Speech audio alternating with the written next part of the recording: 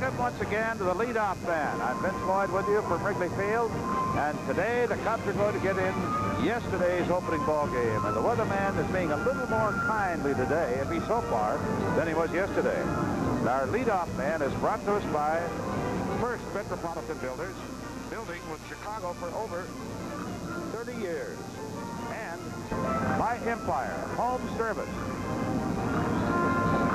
While we have an overcast sky here today and a threat of possible rain a little bit later on in the afternoon, all indications are that we are going to be able to get today's game in. Groundskeeping crew has done an excellent job. They did have the field covered yesterday, so the infield is in pretty good shape, much better than you would expect. And this ballpark, old as it is, still has one of the finest drainage systems in the entire major leagues, so the outfield is just as good as you could possibly expect it to be. Montreal Expos and the Chicago Cubs are all set to make their debuts for 1983. Montreal, as we all know, is one of the ball clubs that is rated by many of the experts to possibly dethrone the world champion St. Louis Cardinals in the National League. And they have a strong candidate for the Cy Young Award this year going for them in this opener. That is Steve Rogers. And the Cubs, of course, with their own outstanding veteran, Ferguson Jenkins, been just starting to warm up down the right field line of the bullpen there. And in a few moments, we're going to join Jack Brickhouse for the ceremonies that are not going to be quite as complete as they were yesterday. We do not have the band with us, but generally, it's going to be a gala opening day here today, despite what happened out here yesterday afternoon. And we'll be back here at Wrigley Field for the opening day ceremonies right after this message.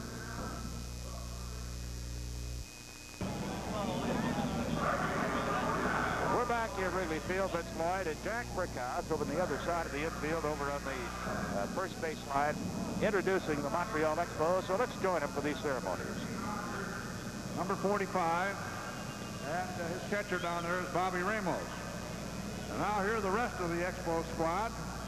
The pitchers, number 48, Ray Burris. Number 35, Woody Fryman. Number 34, Bill Gullickson. Number 53, Charlie Lee. Number 47, Randy Lurch. Number 41, Jeff Reardon. Number 21, Scott Sanderson. Number 43, Dan Schatzeder. And number 28, Bryn Smith. The catchers, Bobby Ramos, as we said, in the bullpen, and number 17, Tim Blackwell. Infielders, number 24, Brad Mills. Number 4, Chris Spire. Outfielders, number 16, Terry Francona. Number 18, Jerry White. Number 5, Jim Wolford. The Montreal Expos coaching staff, number 36, Galen Cisco. Galen down the bullpen. Number 2, Billy DeMars. Number 9, Vern Rapp. Number 22, Mel Wright. Down the bullpen. And number 40, Joe Kerrigan. And now the Montreal Expos trainers, Ron McLean and Mike Kozak. And their equipment manager, John Silverman. The Montreal Expos. And now, ladies and gentlemen, introducing our 1983 Chicago Cubs.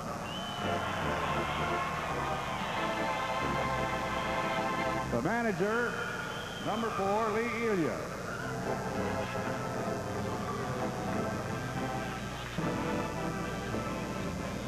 Here he comes.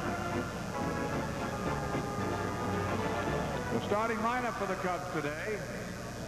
Left fielder, number 27, Mel Hall.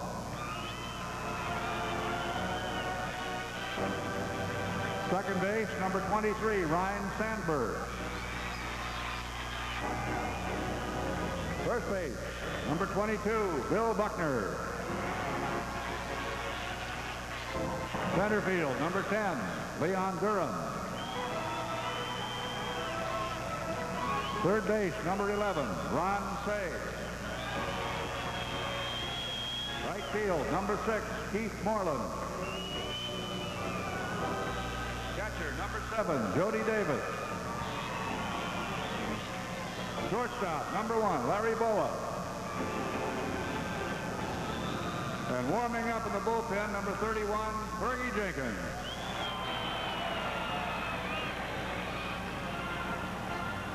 Now the remainder of the Cubs squad, the pitchers, number 41, Warren Brewster.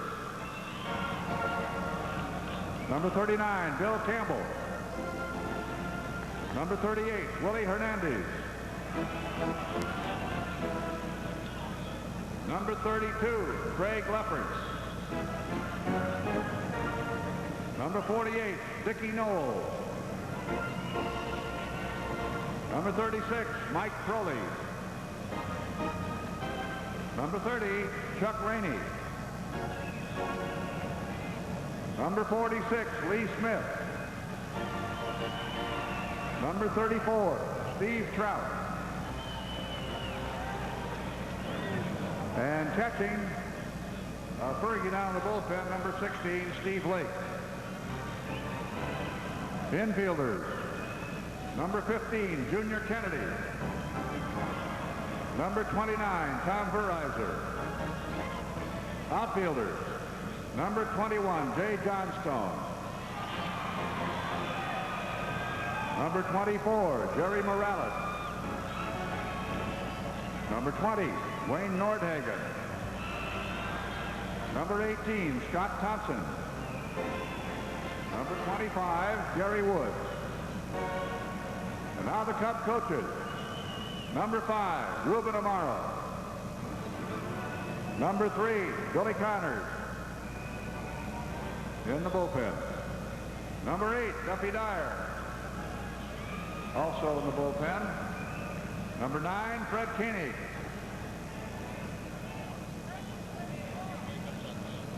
And number 2, John Vukovich. And the Cubs trainer, Tony Garofalo. Ladies and gentlemen, our 1983 Chicago Cubs.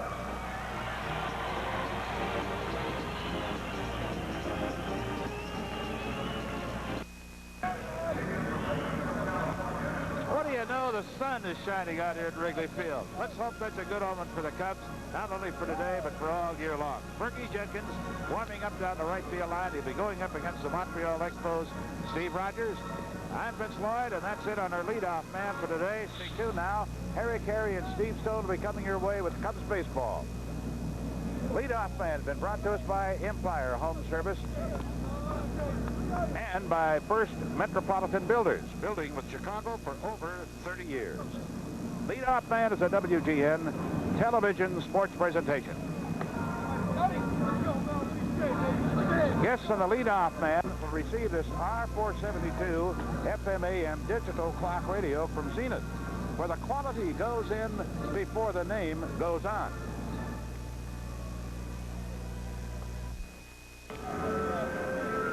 From Wrigley Field in Chicago, the Montreal Expos meet our Chicago Cubs.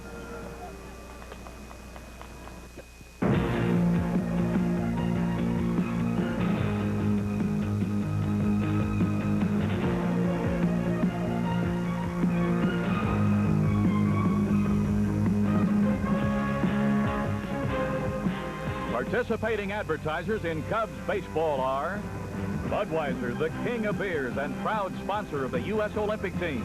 For all you do, this Bud's for you. True Value Hardware Stores. True Value, more than just a name, it's their way of doing business. Toyota Motor Sales and your Toyota dealers. Union 76 and your neighborhood Union 76 dealers, who invite you to go with the spirit of 76. Canon, so advanced, Canon is the world's leader in 35mm photography. United Airlines. People who fly for a living choose United. Zenith and your Zenith dealers, who are moving television into the future. McDonald's restaurants of Chicagoland and Northern Indiana. Together, McDonald's and you. This copyright telecast is presented by authority of the Chicago National League Ball Club, which has the right of approval of the announcers, and is intended solely for the private, non-commercial use of our audience. Any publication, reproduction, retransmission, or other use of the pictures, descriptions, and accounts of this game without the express written consent of the Chicago National League Ball Club is prohibited.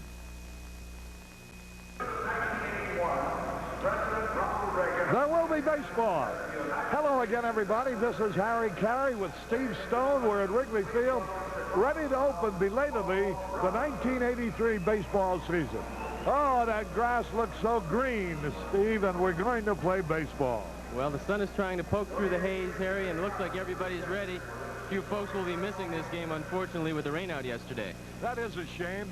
A very small crowd on hand, which is not surprising in view of the fact that the real opener was scheduled to be yesterday, and the fact that the weather has been so inclement. But the big thing is they get the season started, and that is about where we're ready to do. Well, Fergie Jenkins is a veteran, so perhaps this day won't affect him too much. I'm just hoping it affects Steve Rogers a little bit. He's 8 straight openers for Rogers, a terrific pitcher, led the National League in earned run average last year with a 240. He's real tough. All right, we'll have the starting lineups for you, and then the exciting play-by-play following this message.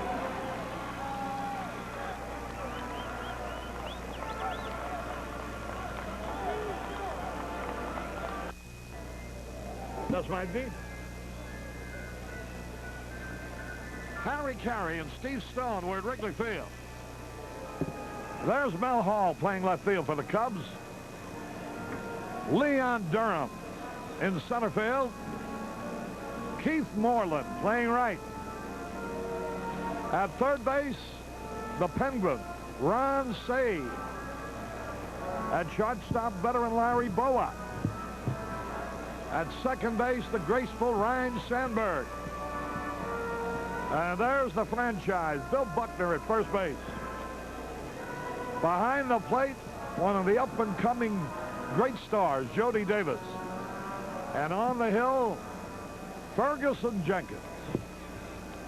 The umpires will be Bob Engel behind the plate, Paul Runge at first, Jim Quick at second, Dave Pallone at third. You know, Steve, I got to get this in. Now, I don't know what Jimmy Pearsall could have possibly said. I just want to read to you a factual report by Dave Van Dyke in the Chicago Sun-Times. Headline, Sox can't get hang of fielding or hitting. The 1982 season has started without the White Sox.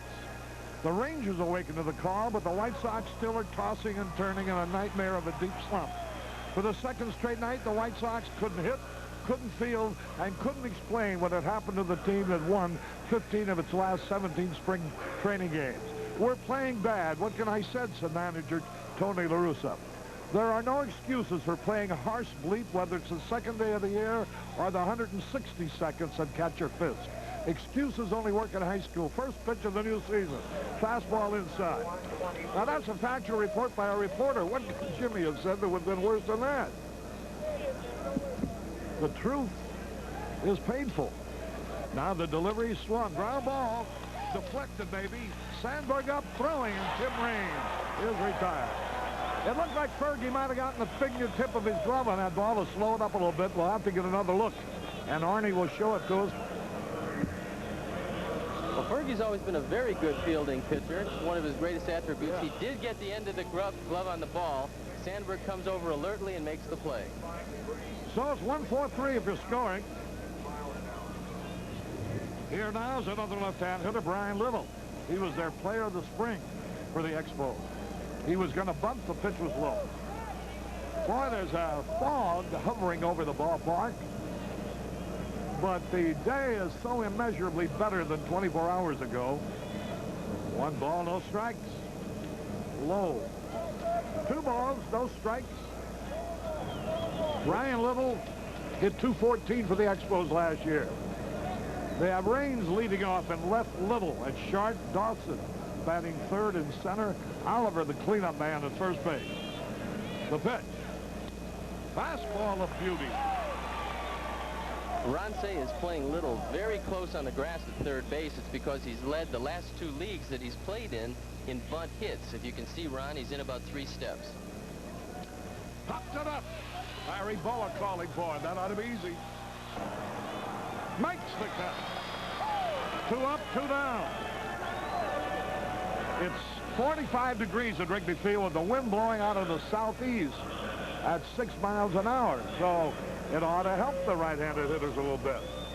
Well, it's a lot different than yesterday. Yesterday, you would have had to drive the ball out of here with a cannon. Today, it looks like the ball will go out pretty easily. It looks to be like a hitter's day. Fergie, in case you're wondering what the delay of 24 hours might do to him, he's retired the first 2 men up. Here's Andre Dawson, the great center fielder, hit .301 with 23 homers last year.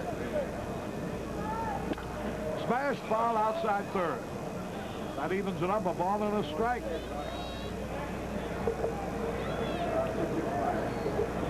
Al Oliver on deck.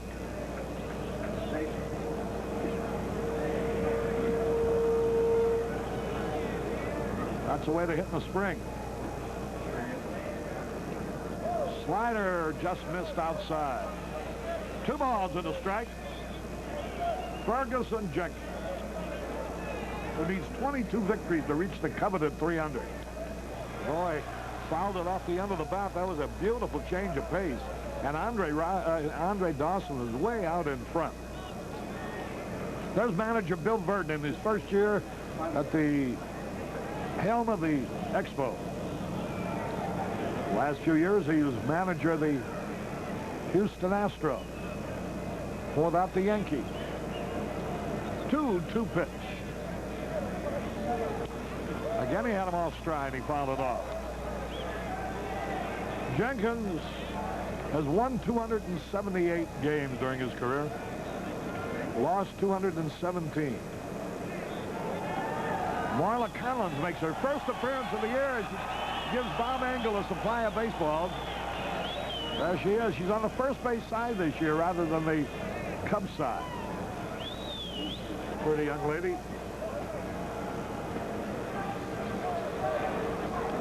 Woo! Barely missed the strike zone. I don't know if anybody's eyes are so keen they can take that pitch. He had to be a little lucky. Wasn't anything Dawson could do with the ball, so he figured he'd leave it up to the umpire. There's a high pop fly, short right field. Nobody can reach it, I don't believe. Hey, Moreland does. Nice play. Wading through the heavy track. Keith Moreland came a long way for that pop fly and made the catch to retire the side. Good play indeed. 1, 2, 3. Nothing across. We go to the bottom of the first. No score.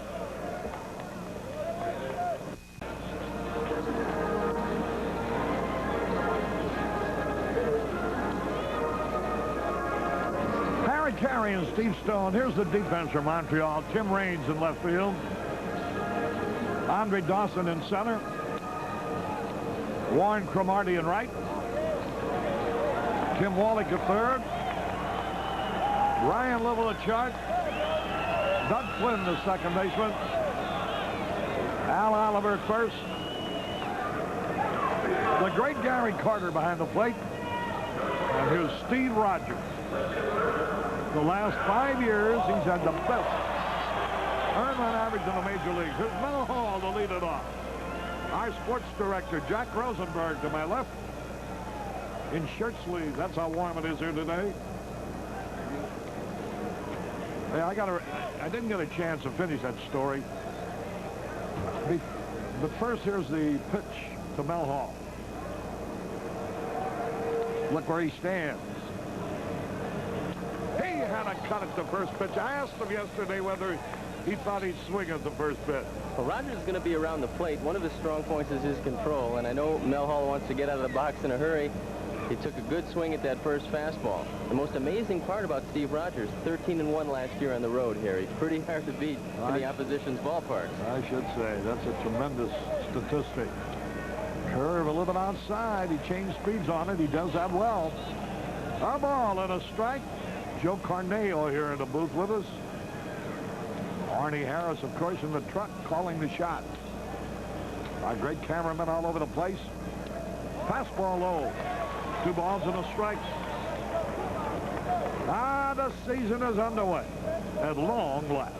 45 degrees. But not bad at all out here today. If you're in the neighborhood, come on over. A lot of room for you. Bouncing ball through the shortstop. He's got it. Little peg in time for the out. Let me just hurriedly finish this story. The Sox look like a high school team the first two nights. Their putrid offense is exceeded only by their pitiful defense. Their offense hasn't had 2 straight hits in 18 innings and hasn't scored past the first inning either night against what is considered one of the worst pitching staffs in the American League. Jimmy Pearsall didn't say that. Dave Van Dyke wrote that. So much for that. One out, nobody on. Always hate to see a guy being made a fall guy, though. Sandberg swings, base hit. First of the season goes to Ryan Sandberg.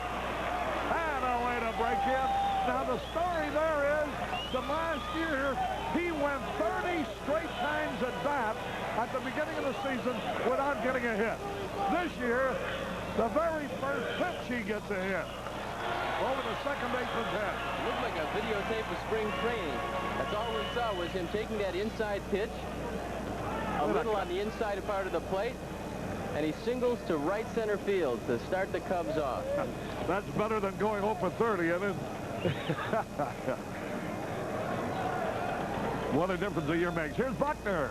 He'll be trying to pull that ball with Sandberg, who led the team in stolen bases in spring training. Sandberg last year had 32 stolen bases. Bill Buckner, the batter. What a fantastic season he had a year ago. Look what he had in spring training, even though he missed 2 weeks. Now the delivery. Foul. He had a good cut, and he fouls it back. Well, in spring training, Harry, all we heard about was Bill Buckner's bad hand, and all he did was keep hitting line drives. So when he hit .519, it can't affect you all that much. Marla Collins' number on the back of her uniform this year is 83. These fans would rather have her phone number put on there. So her back isn't that big, Harry. No, I know it isn't. 2 strikes and nothing.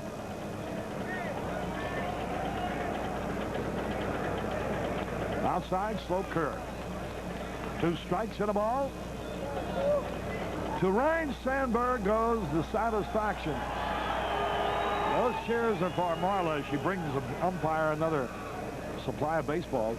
I don't know if that umpire really is using all those baseballs. He just likes to be visited by Marla. 2 strikes and a ball.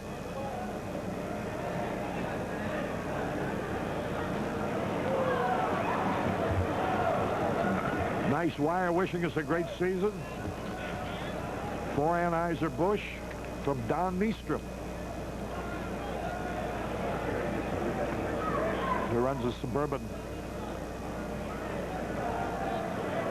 outfits, distributors. There goes the runner.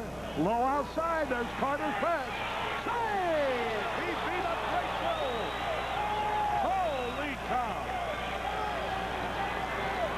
He's going to take a couple different angles of this one. It was a hard play for Carter to make. He throws a beautiful throw right on the bag. A testament to Ryan Sandberg's jump, as you'll see right here. He gets a great jump out of the box. He had to have slides right into the bag and just barely beats the throw. That's good base running. Boy, that was great delivery by Carter, too. He fired that ball. He had the quick release. He made a perfect peg, but Ryan, because of that great jump he had, slid in safely.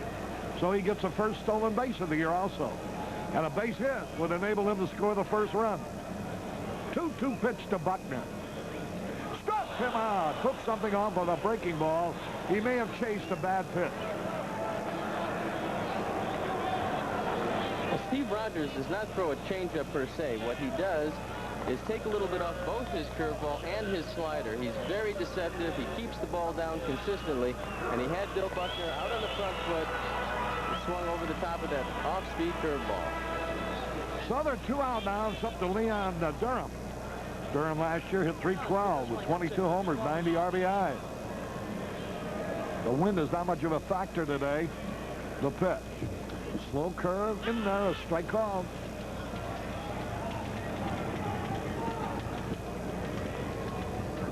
Bob Engel has a way of calling his strikes. If it's to the outside part of the plate, he leans over that way. If it's to the inside part, he leans in that direction as he calls off the strike. Now the pitch. Boy, good fastball. He's going to be tough to beat, this Rogers. He just keeps changing speeds. Well, he's moving the ball in and out, which is the secret of a good pitcher, the mastery of control. He threw the good curveball on the outside corner, came back with a fastball in. I wouldn't be surprised if he wasted one, low and away right here. Probably a breaking ball, trying to make Durham chase it. 2 strikes and nothing. No score. Bottom of the first. Leon Durham waiting. He did waste the fastball, but he jammed him in tight with it. 2 strikes and a ball. Cubs play here again tomorrow afternoon and then hit the road for 12 straight games.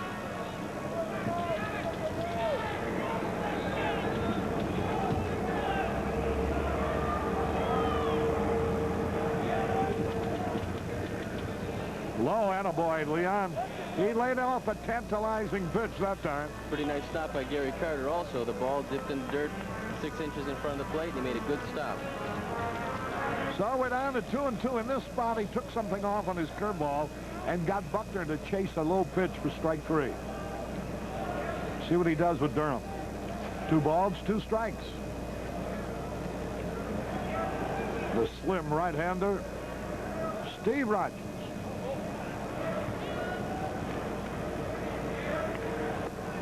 Last year, he had an earned run average of 2.40 as he won 19 games. Fellow's never won 20. Great a pitcher as he is. 2-2 pitch. Ball 3.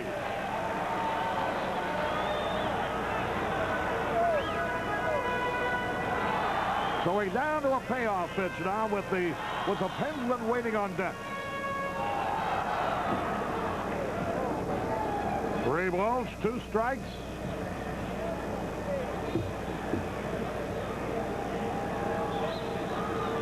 Ball, he walked him.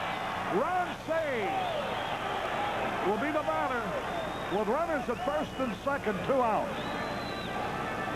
The Cubs, Jack Rosenberg points out, have a mixture of youth and age. Hall 22, Sandberg 23, Durham 25, Davis 26, Moreland 28. Then Buckner 33, Say 35, Boa 37, and Jenkins 39. Ron Say coming up for the first time as a Cub. Runners at first and second, 2 outs. The pitch. Strike over the inside corner. A fastball. Pretty dangerous pitch, and you see Steve Rogers with his head down right there. He made a mistake. He got away with it. He didn't want that breaking ball inside, and he's still shaking his head. That's a case where a pitcher gets owed one right there. 1 strike and nothing. I think Say was a little bit unhappy with himself for not being ready for it. Low one outside, and that evens it up with a ball and a strike. Rogers will be 34 in October. Broke in with Montreal in 1973. Has never won 20. Last year he came his closest, 19-8. A ball and a strike. There's Durham at first base. Sandberg at second. There's a pitch fouled off. We have that's a great parlay out there, a great relay system running. The 2 fastest men we could have. There's Lee Edia, the manager of the Cubs. Jay Johnstone behind him there. 2 strikes and a ball. Ron Say. The Penguin digging in.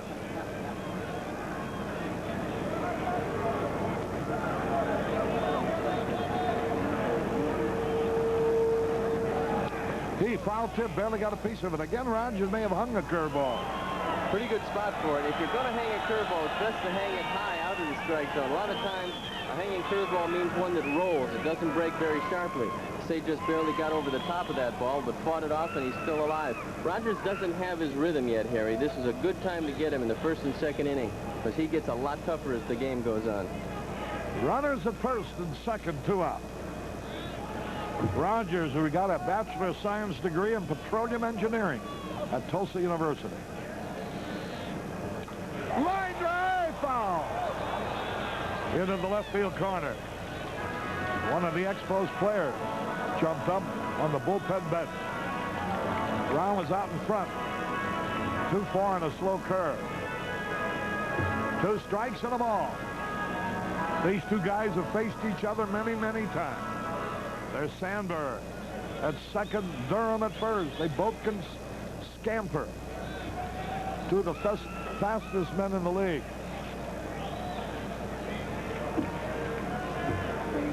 Big pitch. There's a long drive, deep left field near the wall. Caught up against the ivy by Tim Raine. He just didn't quite get it up in the air enough. He had too much of a screaming line drive, and Raine went back and hauled it in.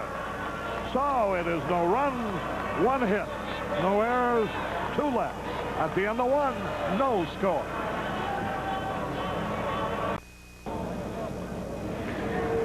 Harry Carey back at Wrigley Field. We go into the top of the second inning. You know, Steve Rogers' first full year, he led the league in losses. He won 15, lost 22 with an earned run average of 446. This might be described as illustrative of the progression of a young pitcher.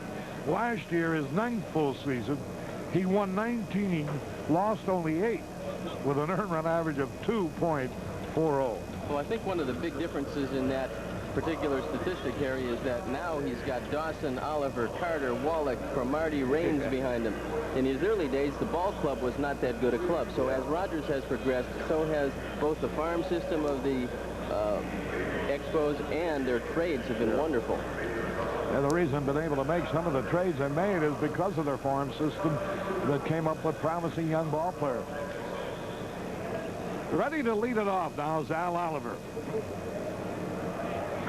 Ferguson Jenkins, who made the lead story in the Wall Street Journal Monday. A story which, among other things, noted that 4 years ago there were 17 players 37 years old or more in the majors, and today there are 30. So the longevity continues to grow. With the salaries, Harry. As the salaries get a little higher, the guys decide to play a few years longer. True.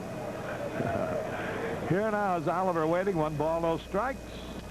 A high pop fly. Who's going to reach it? It's going to drop. And it does. Base hit. Baseball is a crazy game. Now here's Say hits a screaming line drive with 2 on right at the left fielder. And here's Oliver, hits one off the end of the bat, bloops it in the short left center where nobody can reach it.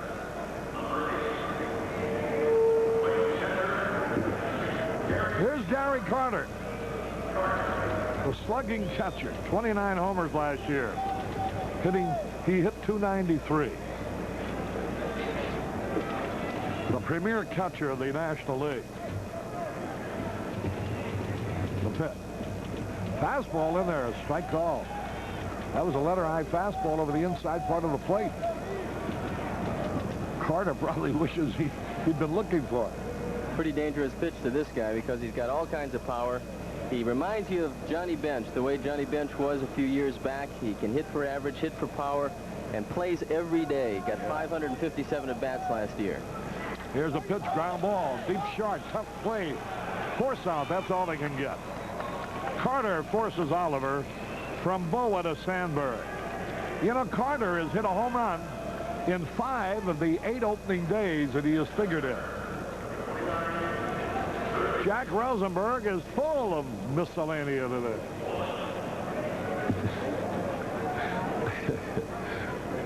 One out, 1 on, and here's Tim Wallach, a fine young third baseman with a long ball bat. First pitch in there, a strike call. Boy, these guys are throwing strikes, aren't they? They sure are. Fergie's around the plate pretty well, and he's keeping the ball away from this guy. 28 home runs Wallach hit. They traded Larry Parrish to give third base to Wallach. Turned out to be a good deal because they got Al Oliver in it. Yeah. There's a ground ball. Say's got it over to second for one. Got a chance for a double play. Hey, get it! 5-4-3 if you're scoring. So there's no run, one hit, no errors, nobody left. We go into the bottom of the second. Great pitching, no score.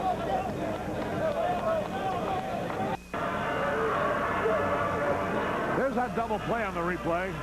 Well, take a look at the pitcher's best friend. This is what makes the pitchers take the infielders out to dinner. Brian Sandberg getting off a very good throw. And now we're going to take a look and watch the pivot at second base. This is how you have to play. This is what the Cubs were lacking a little bit last year. Sandberg gets the ball away, avoids the sliding Gary Carter, double play. Here's the Moreland on the first pitch, swung on line drive right to the center field. Moreland hit the ball well also, like Say, but right at the center fielder, Andre Dawson. Boy, Gary Carter did everything he could trying to break up that double play, but Sandberg was able to get the ball away. Here's Jody Davis, the catcher. Greetings to our good friend Joe Nacy from Tootie Toots. There's a strike call. 1 strike to nothing.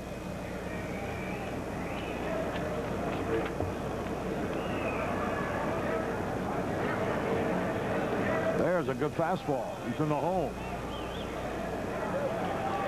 Well, there are 2 guys who drove here from Los Angeles just to see the opener yesterday. They wanted to see Ron Say, who was their favorite with the Dodgers. I wonder if they're able to stay over or whether they had to drive back. There's a high pop foul back and out of play. You know, so many people who had tickets for opening day yesterday, having made arrangements to get off from work. Although this now is the opener, they probably couldn't get 2 days in a row off, so many who would have been here aren't. 2 strikes to nothing on Jody Davis. High, lazy pop fly. Dawson is there. That'll be an easy inning. Easy out, I should say. 2 up, 2 down. And here's Larry Boa. They're watching in Muskogee, Oklahoma. Larry Boa. That's what he hit last year.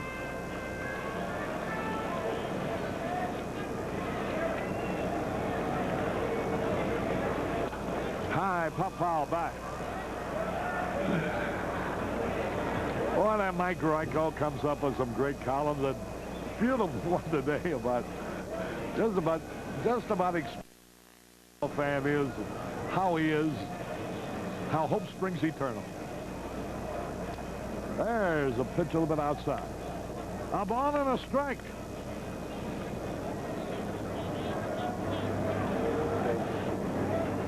No score. Bottom of the second. There's a looping liner and a short right. Gonna drop. Base hit. So Larry Boa signals to right. That's one of the important jobs of the 8th hitter. You want to have the 8th hitter on base so that the pitcher does not lead off the inning. Larry did a good job that time. Whether Fergie gets a base hit or not, at least you're going to lead off the next inning with the top of the order. That's a tough spot for that 8th place hitter. He's like a second leadoff man many times. Well, also, they will pitch around you in a tough situation, so you're not going to get the RBIs because you're going to see a lot of curveballs. With the pitcher coming up next, you're going to see a lot of balls off the plate. How true. Ferguson Jenkins. Tomorrow will be calendar day here at Wrigley Field. Everybody attending the game will receive a beautiful 14-page color calendar. Fergie had a cut in him.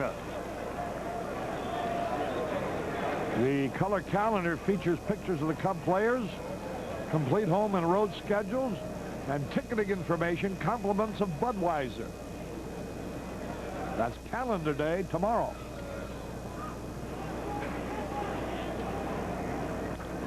Fouled it back to the screen. Strike 2.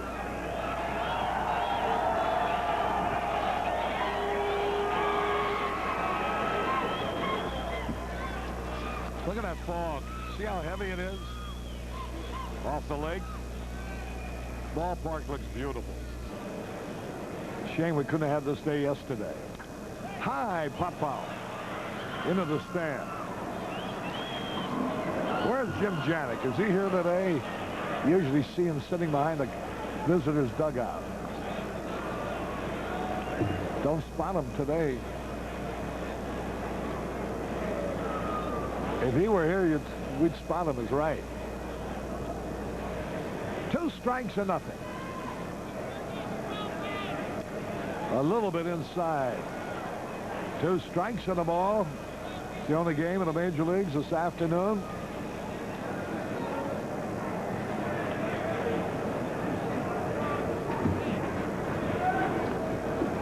Strikes and a ball. Ground ball to the shortstop. Little, he's got it. Flips to the force out. So it is no runs, 1 hit, no errors, and 1 left. At the end of 2, no score.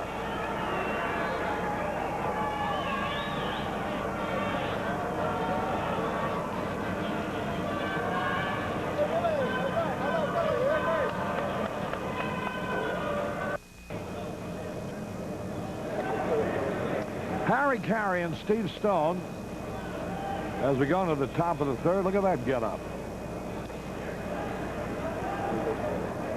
Oh, isn't that nice?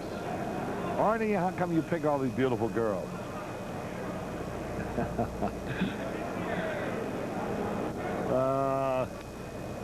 Can't beat fun at the old ballpark no matter what the age might be. Or the weather. Hey, Steve, do your parents in Cleveland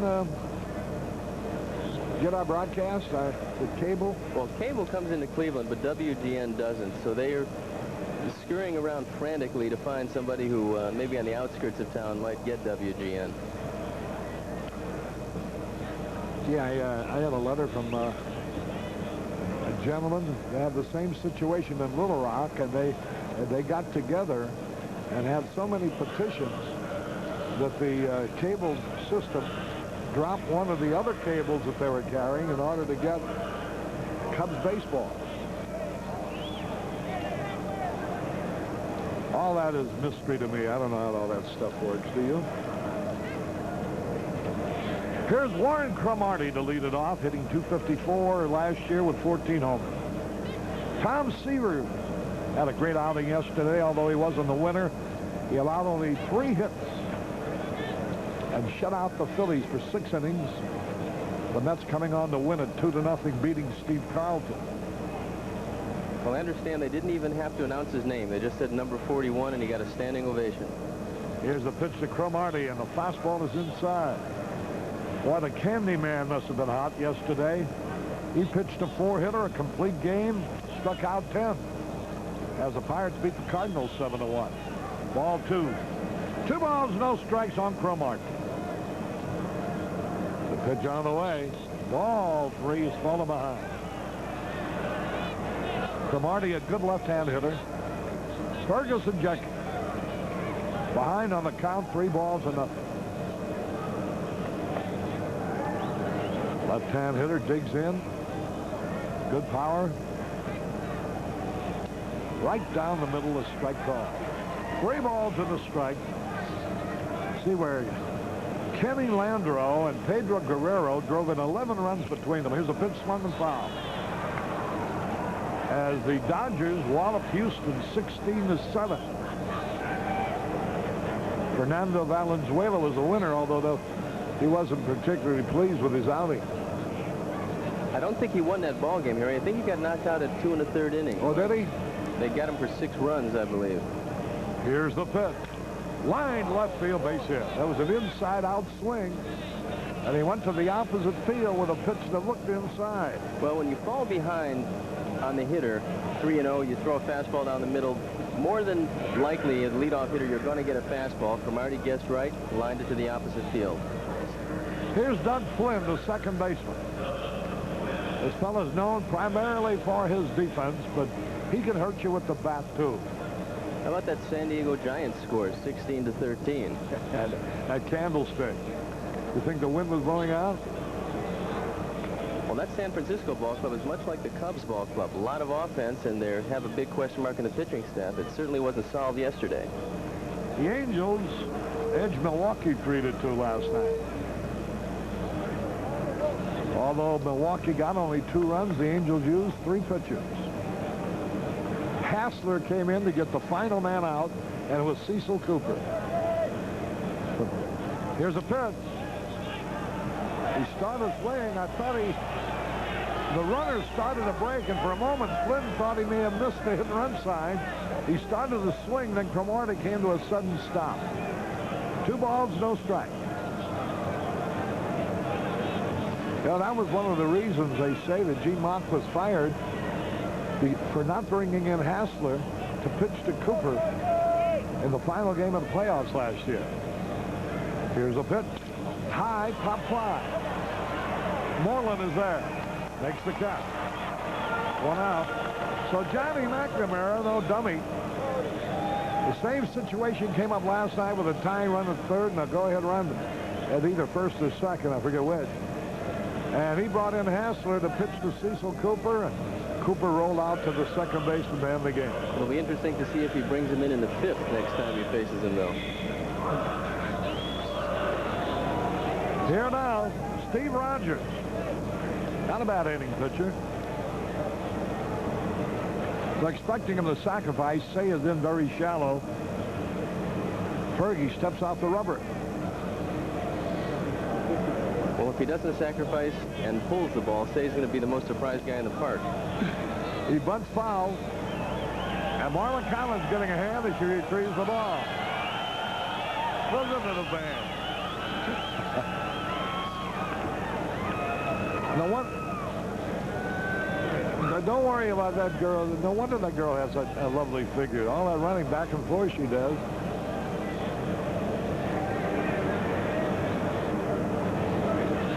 He's going to bunt. One's foul ahead of him now. 2 strikes. 1 man out. The pitcher, Steve Rogers, up there. Majored in petroleum engineering at Tulsa University. I'll bet he's invested in a lot of dry holes, though, like the rest of us. 2 strikes to nothing. Fergie getting the mud out of his cleats. He wants to be unimpeded in the event he has to move quickly on a bunt. 2 strikes to nothing. Gonna bunt it. Struck him out. So there's the first strikeout of the game. There's 2 out now. Here's Tim Raines. The runner at first base, Cromartie. Richie Zisk hit a homer last night. Seattle jumped on Ron Guidry for 4 runs in the first 3 innings and held on to beat the Yankees 5-4. They lose 1 more to Seattle. Steinbrenner will probably fire Billy Martin again. George said he's not interfering this year. He's going to let Billy have his own reign, but if they're in 4th place around July, you'll probably see another change over there. Here's a pitch at the curveball outside. 1 ball, no strikes. What does Billy care? He's got a 5-year contract, guaranteed $500,000 a year. He can get fired tomorrow, and he's sure to collect $2 million some odd thousand in the next 5 years. Strike call. That makes Billy about the lowest paid guy in that ball club, though, doesn't it, Harry? Well, was that I read that their payroll is something like $30 million a year, or $20 million, was it? A ball and a strike. But they signed a cable TV contract for $100 million. The national debt of Luxembourg. A ball and a strike. Left-hand hitter, Tim Raines. Oh, he laid off a slow curve. 2 balls and a strike. Raines hit the ball hard his first time. Fergie happened to deflect it just enough to enable Sandberg to throw him out. Give you an idea how fast Tim Raines is. The all-time leader in percentage for stolen bases is Davey Lopes at 821. Raines is right now at about 852. You don't throw him out too often. There's the pitch, and it's low. Ball 3. Be careful now. 3 balls and a strike. Raines taking a look at the third base coach, Billy DeMar. Fergie takes a look around. Brian Little, the shortstop, due next. The pitch on the way. Smash. Sandberg on 1 hop. Out of the inning. Sandberg throws out Raines. No runs, 1 hit, no errors, 1 left. We go to the bottom of the third. A beautifully pitched ball game, no score.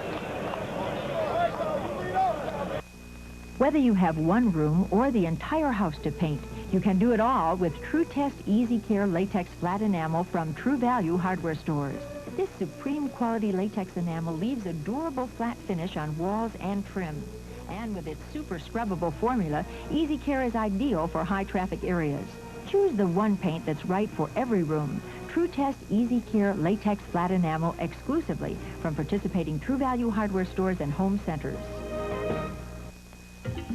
Yesterday, steak in San Francisco. Tonight, teriyaki in Tokyo. Very international. Right down to my card. MasterCard International. So worthy, so welcome. I bought my baubles in Bimini. So worthy, so welcome. So worthy, so welcome. MasterCard International.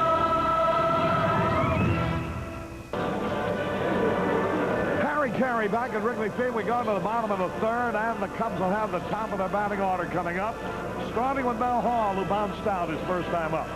Steve Rogers has given up 2 hits, 1 in each inning, and Ferguson Jenkins has given up 2 hits, 1 in each the second and third innings after pitching a perfect first inning. Mel Hall leading it off. We'll have Hall, Sandberg, and Buckner, and if anybody gets on, Durham, Say, and Moreland. A new edition of the Baseball Register out, which is of such great assistance to us here in the booth. Mel Hall trying to get a hold of one.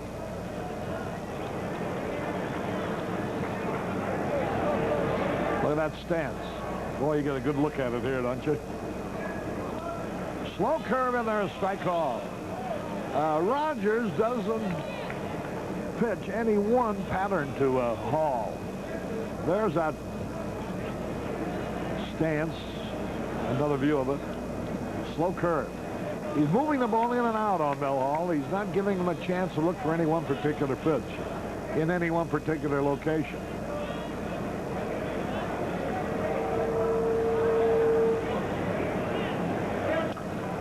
I got it, I got it, I got it. Right in front of us. Strike 2, foul.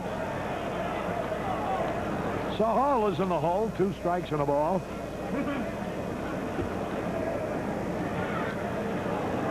Nowhere near the crowd we would have had yesterday that sold 4,000 standing room only.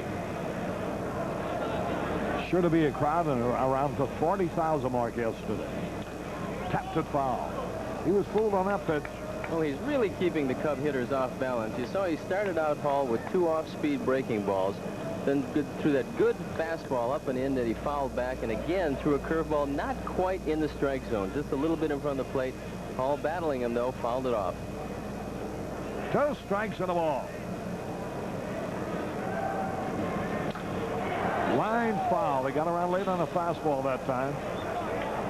Had a nice chat with Steve Rogers and Doug Flynn. They were both having dinner at Morton's last night. Very intelligent young men. 2 strikes and a ball.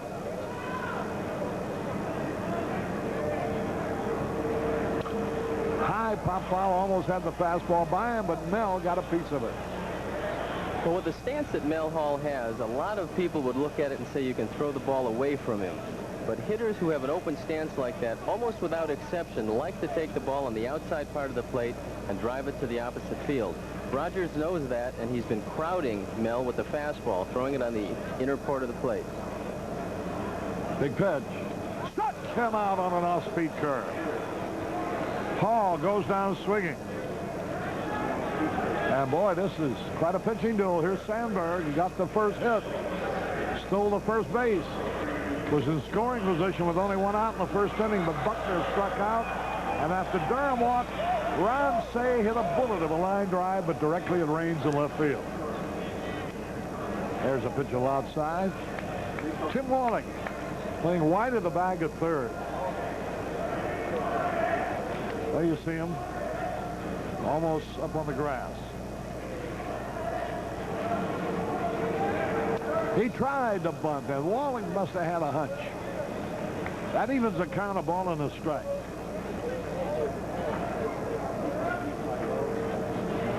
See, he really was coming in when he saw Sandberg sharpen up. But I'll tell you another thing that does. Strike call. The threat of the bunt moves that third baseman in a little more, and thus a sharply hit ground ball has a better chance to get by him. You don't have the same angle at third base. I know Greg Nettles is a great backup third baseman. Curve low. 2-2 pitch. By way of explanation, Nettles plays way back and gets the angle on the ground ball into the hole. You can't do that if you're playing up respecting the bunt. 2 balls, 2 strikes. Sandberg digging in. The delivery now. Struck him out. Threw the fastball by him, had him looking for the curve. Oh, I tell you, Rogers' rhythm is perfect now. Well, that was a pretty good spot for the fastball. It was low and away, as they call it, painting the black. Tough pitch to hit. You just try to foul that one off. So there's 2 out. Here's Bill Buckner. Buckner struck out his first time up. A guy like Rogers can put you in a slump because he makes you reach for the ball. There's a fastball a bit low. He started groping up there by keeping you off balance.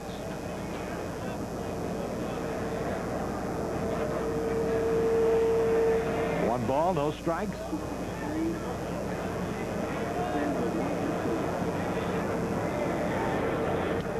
Swung and he missed. Rogers doesn't make a lot of mistakes. He did make a couple early, as we said. He didn't have his rhythm early, but he appears to have it now. Could be pretty tough for the Cubs to score too many runs off Mr. Rogers. Fergie's going to have to beat his best. Marla Collins in the background. A ball and a strike. Bouncing ball, that'll be easy. Over the first of the out. 1, 2, 3, nothing across. This is Harry Carey moving over to the radio for a while. Mine will be in here with Steve in just a moment. The score at the end of 3 is 0-0.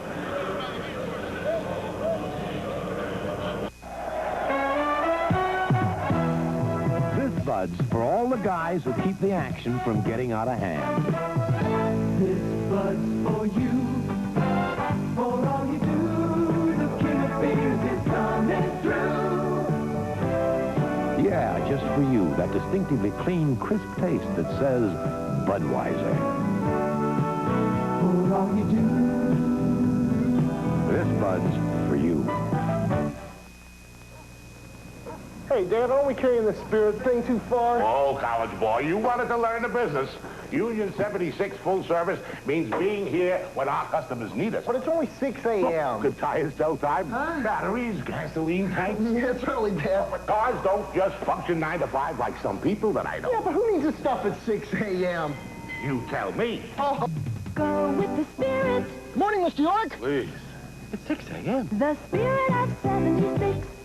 To win at this game, your feet need help. They need an edge. I gotta do fast starts, quick stops, jumping, kicking, miles of foot-pounding running. Here's my winning edge. Super tough insoles from Odor Readers. Super Tough. Reduce shock and foot fatigue. It's like wearing thousands of tiny foam springs to help you keep that spring in your step feeling. And Odor Readers' activated charcoal formula keeps even sneakers from smelling like sneakers. Whatever your game, feel more spring in it. Super Tough Odor Readers for the winning edge. This portion of Chicago Cubs baseball brought to you by these participating advertisers. The Bell System Yellow Pages. It's the small investment that keeps your big investments paying off. The Pepsi-Cola Bottling Company of Chicago. And Allstate. They insure your home, your car, your health, your business, and your life. You're in good hands with Allstate. Hello again, everybody. Milo Hamilton with Steve Stone. Hello, Milo. How are you? Nice to be with you, and we're ready to move along to the 4th inning. Oh, we've seen some good pitching here in the first 3 innings, Steve. You'd appreciate that, I guess, more than anybody. Well, they both kept the ball down. It's been very difficult. The infield is soft, Milo. If there's a ground ball hit in the infield, it's hard to get through. And the bunt is tried by Little, but he bunts it foul up the third base side. They got a couple of jackrabbits at the top of their order. And they both run real well. As we mentioned before, Little is a terrific bunter. Had 10 bunt base hits last year and always leads the league that he plays in that. Bronce, of course, respecting it, was playing him close. But at this point, it looks like if he decides to push the bunt down to second base, it's going to be tough to throw him out. All right, everybody's back in place. Fergie Jenkins working in the 4th inning. He's allowed 2 hits. He's had a double play completed behind him. He hasn't walked anybody. He's struck out 1. Brian Little, their starting shortstop in the opening game. Oh, boy, a good pitch. Brian Little just went to school on a veteran right-hander, didn't he? It was a good breaking ball, and he's a switch hitter. However, he does hit the ball much better from the left side. No balls, 2 strikes. Sends a high fly ball to left. Hall had him played perfectly. They play him as an off-field hitter when he bats left-handed, and it's 1 away. We got starting pitchers at Oakland. It'll be Bert Blyleven, who came off of a serious elbow operation. He had a good spring. He'll be going for Cleveland against Norris for the Oakland A's. When you come off an injury, you never really know what's going to happen in season play. Jim Kern went through all of the spring, had no problems, threw a ball to first base yesterday, and his elbow blew out. So you extend yourself a little bit more, and I feel sorry. Send my regards to Jim Kern.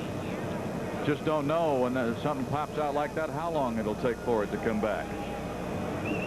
There's Bill Burden in his new Expo blue. He's managed the Pirates, the Yankees, Houston, and now the Montreal Expos. Swung on by Dawson, line down the left side. It is a foul ball. Bill Burden, he's a hard-nosed manager. And at Houston, the club that he managed was a direct reflection of the type of ball club he wanted. Then some injuries started to take their toll. Last year they made a change. They named Bob Lillis, and he has been kept over. But Burden managed just like he played, all out. He likes to have speed. He likes to have movement on the bases. And he'll get a chance with a lot of talent. There's a check swing bouncer towards third. Say will throw him out.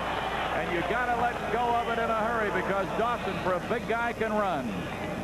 Well, he didn't want to swing at that ball, but it hit off his bat.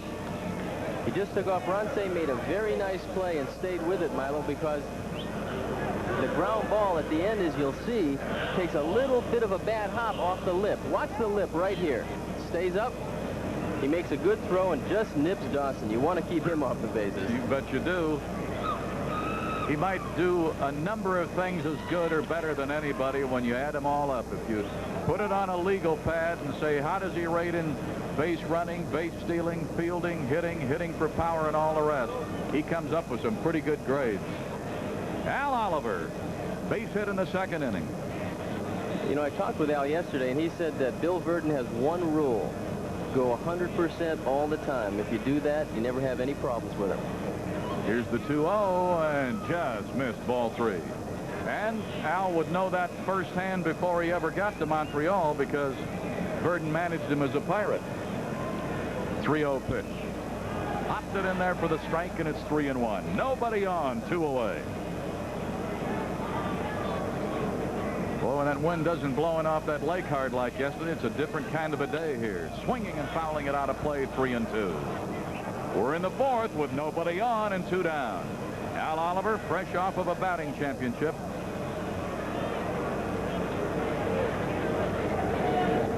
Jody Davis looking for a breaking ball on a 3-2. Oh, that was a high hummer. And Oliver is on. And that is the first pass issued by Fergie Jenkins. To go with just 1 strikeout. He got Rogers. Now here is Gary Carter. He was safe on a fielder's choice. He forced Oliver in the 2nd inning.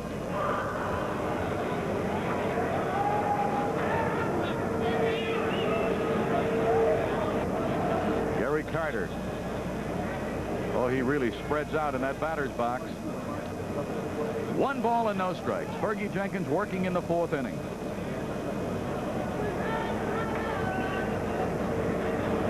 Expos with 2 hits. The Cubs with 2 hits. Missed again. Ball 2. Falls behind Carter. Sandberg and Boa have the Chicago hits. Montreal's hits belong to Oliver and Cromartie. 2 balls and no strikes. Oliver doesn't take a big lead at first. 2-0 to Carter. Ball 3. Second hitter in a row that he's fallen behind in the big count. Well, you don't want to fall behind too often. They've got 4 men in the middle of their order, Dawson, Oliver, Carter, and Wallach, all capable of hitting 25 home runs or more, so you don't really get too much of a break. If he puts another man on here, you still got a guy coming up next who can pop the ball out on you. 3-0 to Carter. Gets it in for a strike. Used the inside corner that time, and it's 3-1. Little fly to left to start the inning. Dawson was out on a check swing roller to third. Say made a good play to get him. Oliver walked, throw over on the 3-1. More often than not in that 3-1, if the fellow's got some ability to run at all, you got to keep him close, and it's 3 balls and 1 strike. Pitch to Carter. Line right at stay. Ball was hit like a bullet, but right at the third baseman to the Penguin, and it's no runs and no hits, no errors, a walk, and Oliver was left. We're in the middle of the 4th at Wrigley. Expos nothing. The Cubs nothing. McDonald's and you. Here's the morning news. It's time for change at McDonald's with 2 new meals for under $1. Now get fresh scrambled eggs with a toasted English muffin for just 79 cents. Good meal. Or 3 golden hotcakes with butter and syrup for just 69 cents. Good deal. Together. 2 new meals. 2 great deals. For breakfast. It's time for change at McDonald's. McDonald's and you.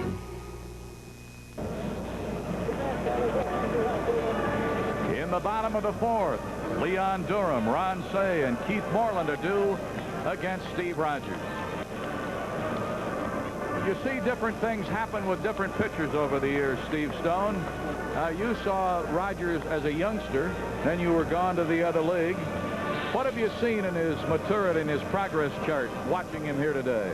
Well, watching Rogers now, he's pretty much the same pitcher he was as a young person. You were always pretty much impressed with his awareness on the mound. He was able to keep the ball down. He was able to always throw strikes in big situations, always get his breaking ball over.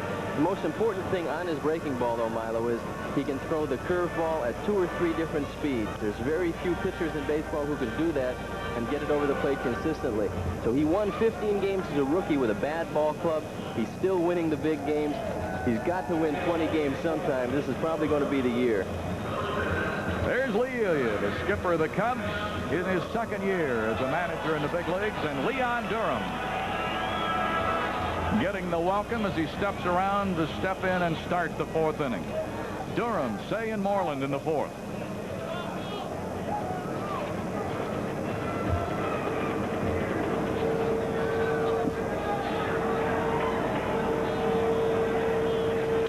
Swung on and a drive out into deep center field, but it got up there and didn't carry, and Dawson drifts back and catches it about 15 feet in front of the 400 sign.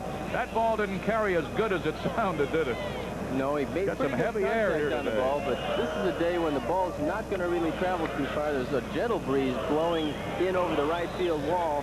If you're going to get one out of the park, you've got to really crush it. That ball hung up a little bit for Leon, maybe in July. Ron Say hit the ball well in the 1st inning, a line drive to the left fielder.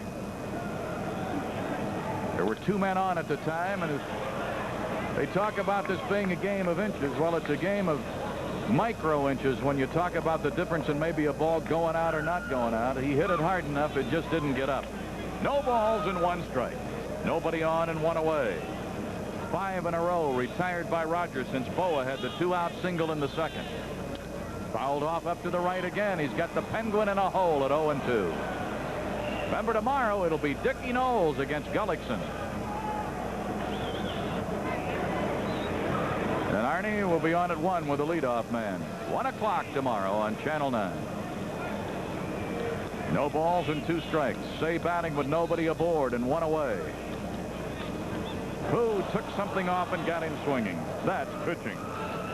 It's a real good curveball, and you saw from the center field camera, Gary Carter give him the sign for 2, which is the curveball, and then he made a motion down, which means he wants it out of the strike zone. It's exactly where Rogers threw the ball. He's got terrific rhythm. Keith Moreland in the 2nd inning hit a hard line drive, but right at the center fielder. And he's up here now with nobody on and 2 down. 1 ball, no strikes. Jody Davis would be next. Moreland getting the starting assignment for the 2nd year in a row, but instead of catching today, he's in right field.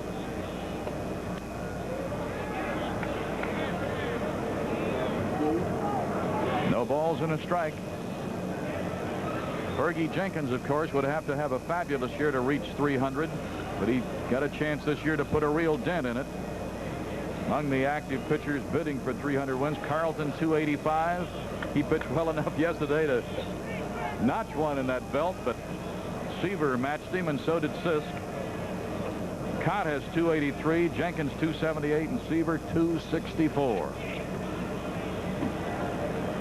1 ball and 1 strike. Good cut. Fouled it off, 1 and 2. That shook up Bob Engel. That hit right off the mask. And I used to be a catcher, Milo. For any of the people who want to realize what getting hit off the mask with that foul ball feels like, take a hammer and beat yourself in the forehead with it for a while. And you'll understand then what that foul tip feels like. That's got to be an unusual switch. I don't remember many catchers who became pitchers. I was a catcher early and could get the ball over the plate, couldn't throw it very hard. My father was the manager of the ball club, and he escorted me out to the mound after I got hit with a couple foul tips in the shoulder. Maybe the way you swung the bat helped his decision. Had a lot to do with it. 1 ball and 2 strikes. Off speed. Boy, I don't remember seeing Rogers throw as many off-speed pitches going into the 4th inning as he has today. He has really used that off-speed pitch to a fare ye well and been effective with it. 1 ball and 2 strikes. Gary Carter with the sign, and Rogers nods agreement. The 1-2 to Moreland. Fouled. That ball down and away, and Moreland just went right down there with it. Stayed outside the bag for a foul, and the count remains 1 and 2. Well, that's the sign of a pretty good hitter. Somebody who doesn't try to pull that fastball low and away. You have to go with it. He just missed a double into that right field corner. The ball was fouled by maybe 6 or 8 inches. Moreland stepping back up in there. Rogers waiting for him to get sent. 1 ball, 2 strikes.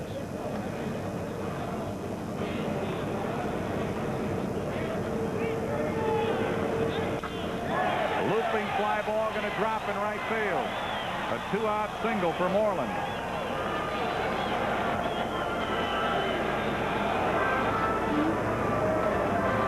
We're going to take a look again at what I was telling you about, taking that low outside pitch and hitting it to right field. Watch him come across and drop his hands down, and just right there, base hit to right. You know, when he was with the Phillies, that was his best natural stroke, and I'll never forget it if I live to be 100. Last year, when Moreland hit a home run opening day at Cincinnati, Dallas Green, we all had dinner together that night, and he said that might be one of the worst things that ever happened to him, to let him know he can pull a ball and hit it out of the park. Well, it took a while for it to catch up with him, but when it did, he was trying to pull. Last year, most of the season, he would have tried to pull that ball, but that's his natural stroke, and was when he came up in the minors, and also his first couple of years as a Philly. Jody Davis. 1 ball, no strikes. Rogers checks Moreland. Ball's behind Jody, 2-0. Cubs have 3 hits, the Expos 2. Nobody has crossed the pay station yet, and we're in the bottom of the 4th. Moreland with a 2-out single on. After Durham had fly deep to center and Say struck out, Moreland got the opposite field single, and Jody Davis waiting on a 2-0.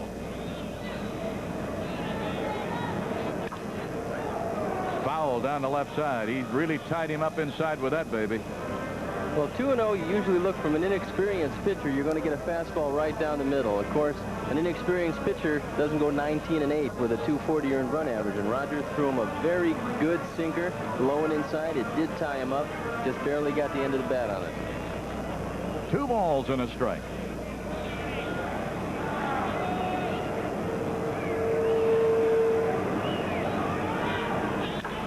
Sends a high fly ball to left center. Will not carry. Going to hang up a long time for Dawson. And the side has been retired.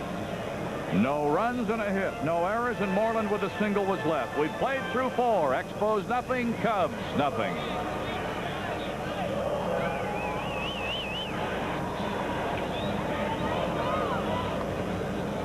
Distinctively clean, crisp taste that says Budweiser.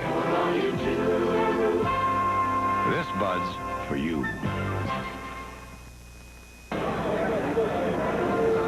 Our ball game moves to the 5th. You can see what kind of pitching we've had, and a couple of clubs that can throw some bats at one another here, and the pitching is dominated.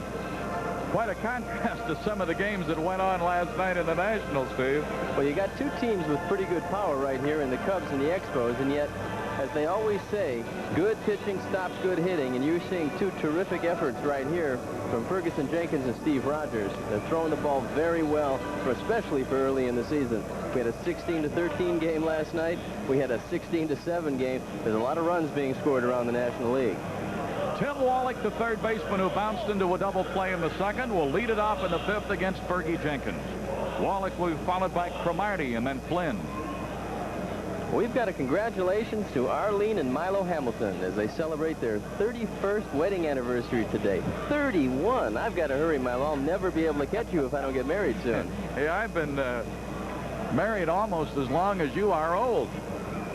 Thank you, Steve. Well, you must have a special woman, because you can't stay married 31 years, especially you, without a lot of understanding. You got that right. Anybody who's in this game, either as a player or announcer, you know that Mom had to stay home and take care of the Little Leagues and the Girl Scouts and everything else, because in the summer when school was out, you were gone half the time. Ball 2. Seems like yesterday. Thanks, Rosie, for reminding me to say that. Looping fly ball right. Moreland on. Moreland will be there. And it's one away. Moreland just looks like he's more comfortable in right field to me, Steve. Well, they were shifting him around a little bit. He was catching a little bit, maybe playing some left field. Right now, he's getting comfortable. He appears to have the job out there every day. I know he can hit. And it looks like he's a pretty decent right fielder. So I think it's going to be a turnaround year for Keith Moreland. Here's Cromartie, led off the 3rd with a base hit. In fact, in the 2nd and the 3rd, lead-off singles, but Fergie pitched his way out. Started the breaking ball away, didn't come in enough, and it's 1 ball and no strikes. They play him as an off-field hitter, and a strike to even it, 1-1. Cleveland failed in the 1st against Norris. The Oakland A's are now looking at Bert Blyleven. Fouled off over to the left side, out of play, makes it 1-2 to Cromartie as he bats with nobody aboard and 1 away. Warren Cromartie was put on the trade block this winter. It appears that every time you heard Montreal involved in a trade, Cromartie's name was brought up, but as it turned out, they didn't use him, and he was kind of a surprise starter over Terry Francona, who's coming back from an injury, and I think with the wet turf, they didn't want to play him today. I think you got that right, and that's an off-speed breaking pitch, 2-2. The White Sox will be at Texas tonight.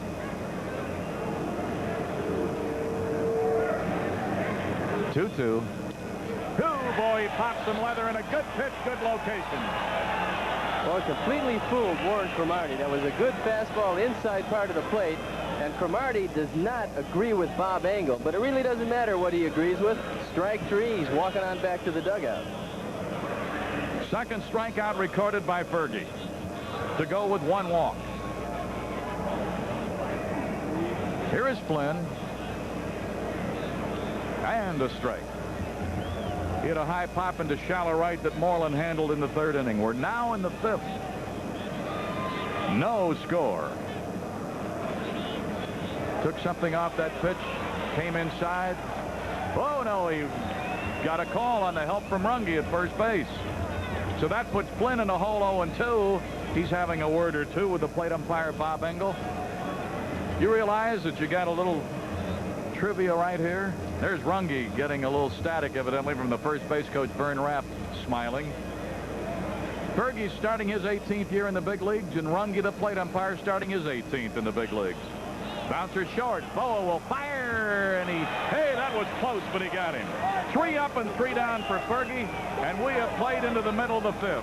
We're halfway through this one, and after 4 1/2, the Expos are scoreless with 2 hits. The Cubs are scoreless with 3 hits. Sport Mart. Fishermen catch more fish with Lazy Ike fishing lure. Features natural minnow action. Don't fish without Lazy Ike. For sports, it's Sport Mart.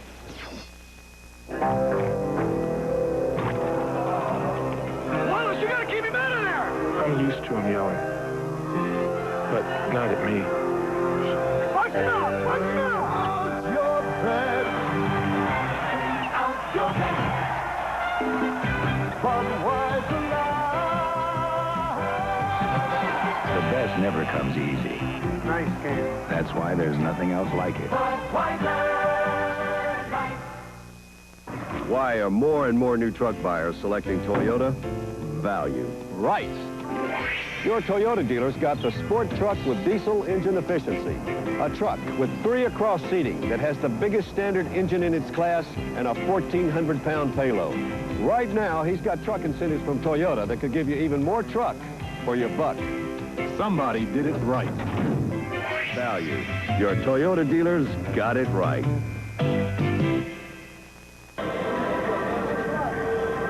All right, a little of the business going on outside. You can pick up about anything there.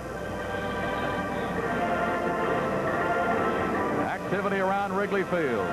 Clark and Addison in Chicago. Beautiful Wrigley Field, the home of the Cubs. The bleacher fans are having fun today watching Fergie match goose eggs with Steve Rogers, who's finishing the warm-up tosses in preparation to work to Larry Boa. And we got some good news a couple of days ago. Dickie Knowles, who had a little tenderness in an elbow, worked it out, and he's ready to go tomorrow against Chicago area native Bill Gullickson. I've always found it strange how elbows and shoulders and knees always heal when the bell rings. If you come out of spring training, the end of spring training is dragging a little bit. The season starts, and most of the players are ready to go. Here's Larry Boa. Had a base hit in the 2nd inning. 1 of 3 off Rogers. Wallach creeping up at 3rd. A strike to Boa.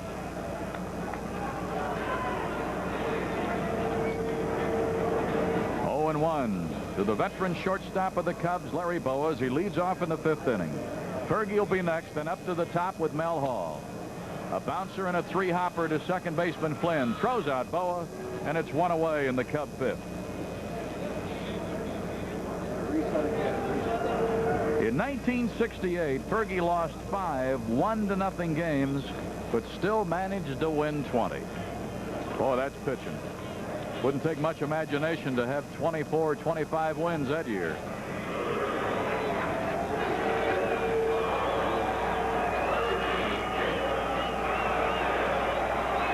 Those were the days when he and Bob Gibson used to lock horns in those hour and 35-minute specials.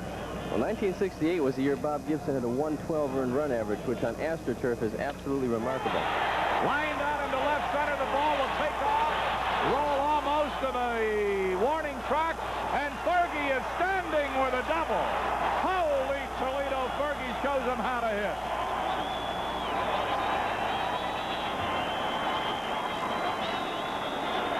He getting a standing ovation, Steve. Well, this is going to be a 2-base hit, and as you see, Fergie lines the ball to left center. You're going to see the strength of Tim Raines' arm right here. Watch this. He makes it all the way to Andre Dawson on the cutoff throw.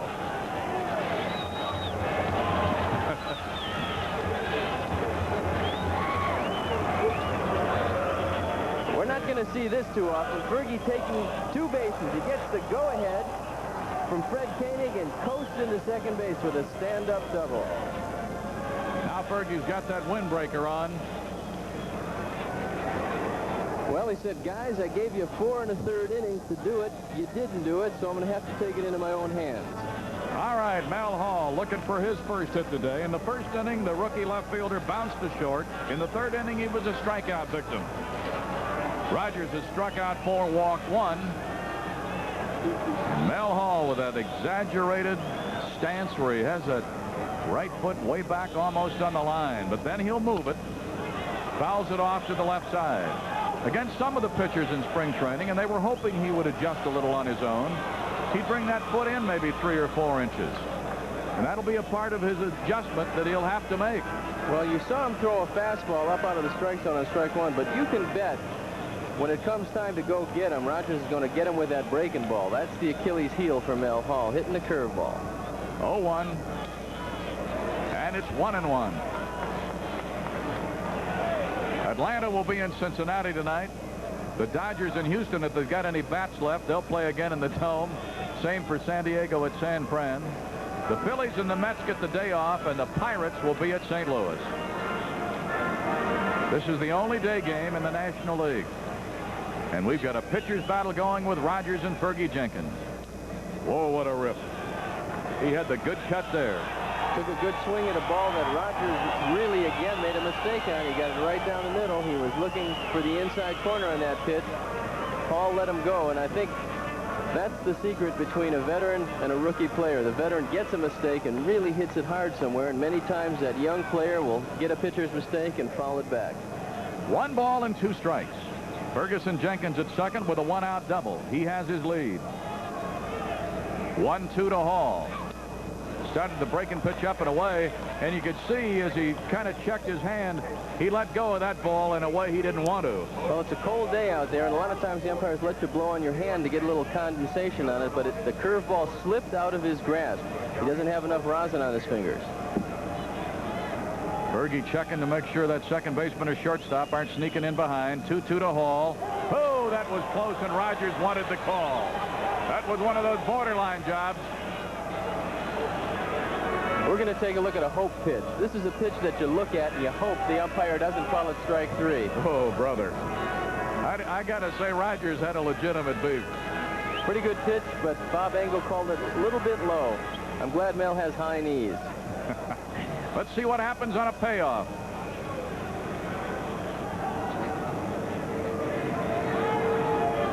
(3-2) to Mel Hall. A bouncer to second. 0 to first. Flynn to Oliver on the play. Fergie moves to third. So we got a runner 90 feet away. That's the first time that's happened today. And Sandberg, see if he can come up with one of those big 2-out hits. Steve Rogers pitching in the 5th. His battery mate, of course, is Gary Rogers. An infield first around to third of Oliver, Flynn, Little, and Wallach.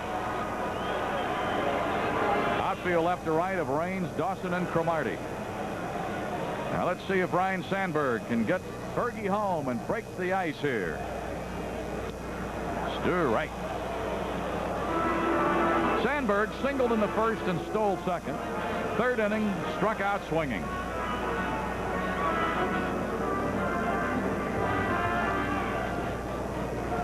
No balls and a strike. 1 ball and 1 strike to Ryne Sandberg. Pretty good breaking ball, and it's interesting to watch how Gary Carter shifts his weight. He came right across, didn't make it look as wild a pitch as it really was. That's one of the reasons why you seldom a wild pitch or a pass ball called, because Carter, and now they're asking for help. First base umpire said no, he didn't, and it's 2-1. Carter's always in a position to knock that ball down. He can really help a pitcher. Real good defensive catcher again from the Johnny Bench mold. See what a spring training Sandberg had? Outstanding. 2 balls and a strike. Fergie up the line at third. Fly ball, right field, won't carry. Cromartie going to move to his left now, and the side has been retired. We have played through 5. It's still the Expos and Cubs scoreless.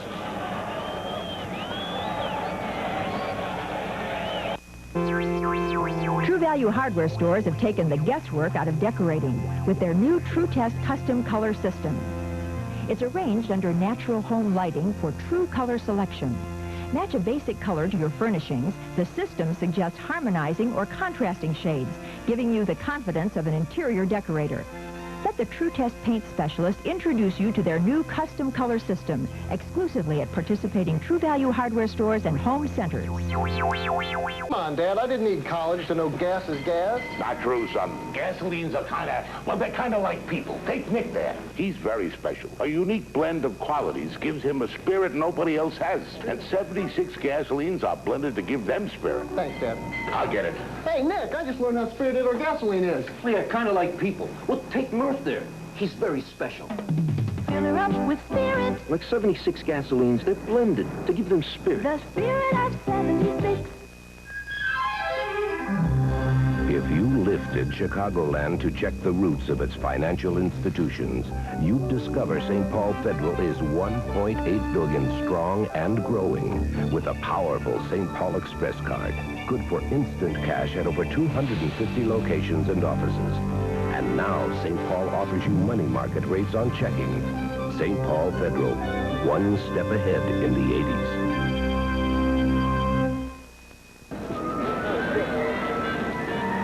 Jenkins has allowed the Expos but 2 hits. His teammates haven't been able to get him any runs either, and there you see the story of this one. And Rogers, the pitcher, will be leading it off. The Cub Troubadours were down there serenading the fans. This will be the hardest crowd that we'll have all year, Steve, to try to guess the attendance, because they're spread out all over this place. I don't think you have to guess, Milo. You can pretty much count them. Well, you can count them because you know that the tickets were sold. Steve Rogers, who struck out trying to bunt in the 3rd inning, will be leading it off. Then the top of their order, Raines and Little, will be following him as we go to the 6th inning. It's just a shame that that usual first-day vacation from school that they have every year on opening day couldn't carry over to the next day. Pretty hard to talk your way out 2 days in a row, huh?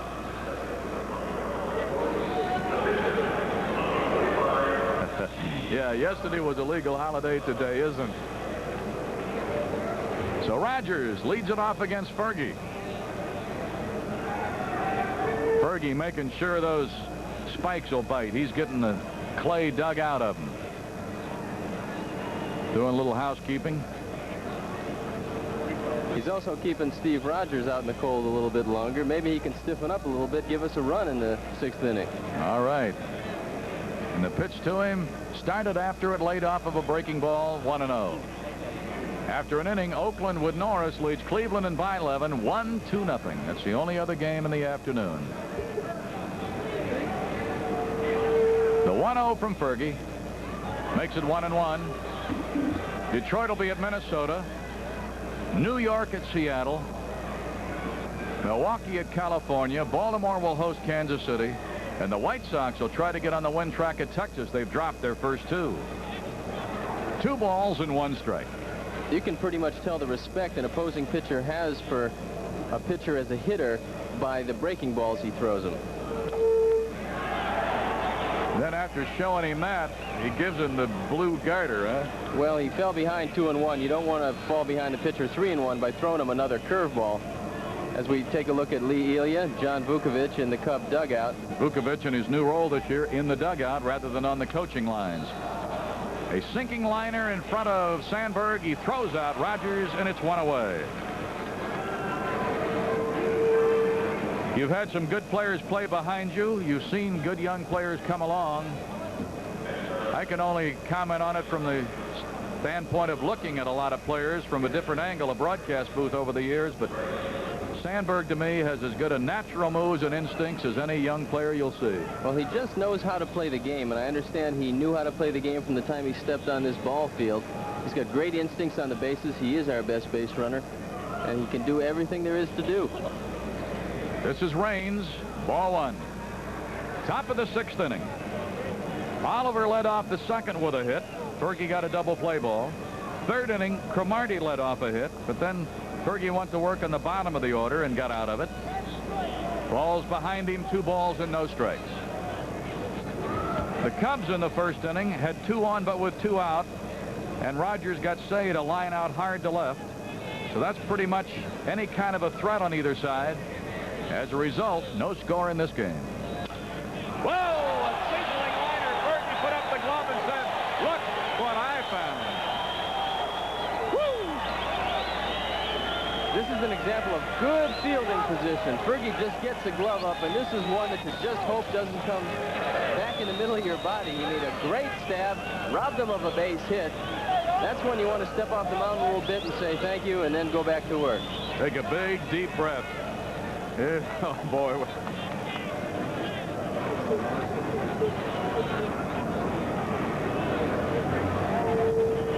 Brian Little, the shortstop, is 0 for 2. He's popped to short and he's flied to left. And again, as you would expect, they play him way over to the left side. And he pulls one this time. Sandberg right there, and it's 3 up and 3 down. We're going to watch a real fluid motion that if I had, I'd still be pitching. Fergie's 39, and he's still pitching. Look at that. Just beautiful. You bet it is, and we get a good one going. No score. Bottom of the 6th coming up.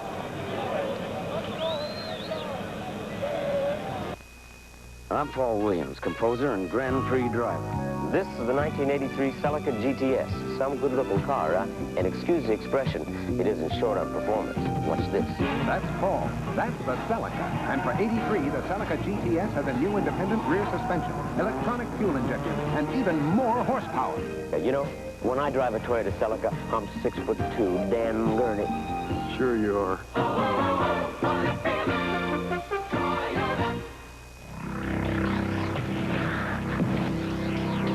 You can protect everything but your ego.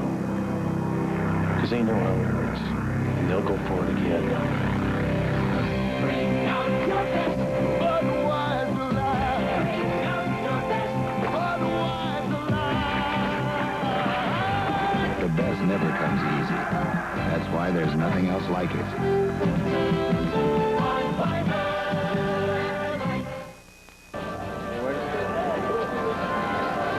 Bottom of the 6th coming up with the Cubs, and they'll have Buckner, Durham, and Say. That's a pretty good part of the order to maybe get something going, Steve. I can't think of 3 better hitters. This is about the time when, if a pitcher is going to get tired at all, the bottom of the 6th or 7th is a time when you're going to be able to jump on him for a run or 2. You're not going to get too many more off Rogers, so we'd like to get one here.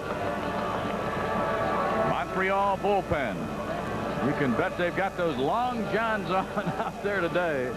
The clubhouse boy better have him when he comes on these trips early in the year. Well, if anybody's prepared for the cold weather, it's certainly these Montreal guys. You see Jeff Reardon growing that nice beard. That keeps him warm up there in the North Country. Bill Buckner has struck out swinging, and he's bounced to second. He's 0 for 2. Buckner is 0 for 1. Say is 0 for 2. You're not going to keep that threesome down to 0 for 5 very often at this stage of the game, so see if 1 or 2 of them can break loose here and get the Cubs on the board. The Cubs about hit Montreal 4-2, but nobody's been able to cross home plate, and as a result, Rogers and Fergie are still battling one another. Nothing but goose eggs on the Wrigley board. Breaking pitch, and he fouls it off out of play.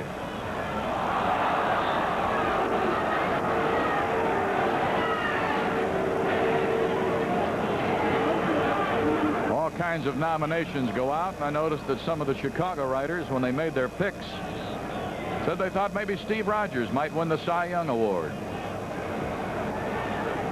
Here's the 0-1, and a pop. Wallach, the third baseman, and it's 1 away. What did he get him out with, Steve? It was a high fastball. Again, he threw a breaking ball to start him off, threw him a high fastball, and Buck hit it right up the chute. Little pop-up to Wallach that he had no trouble with.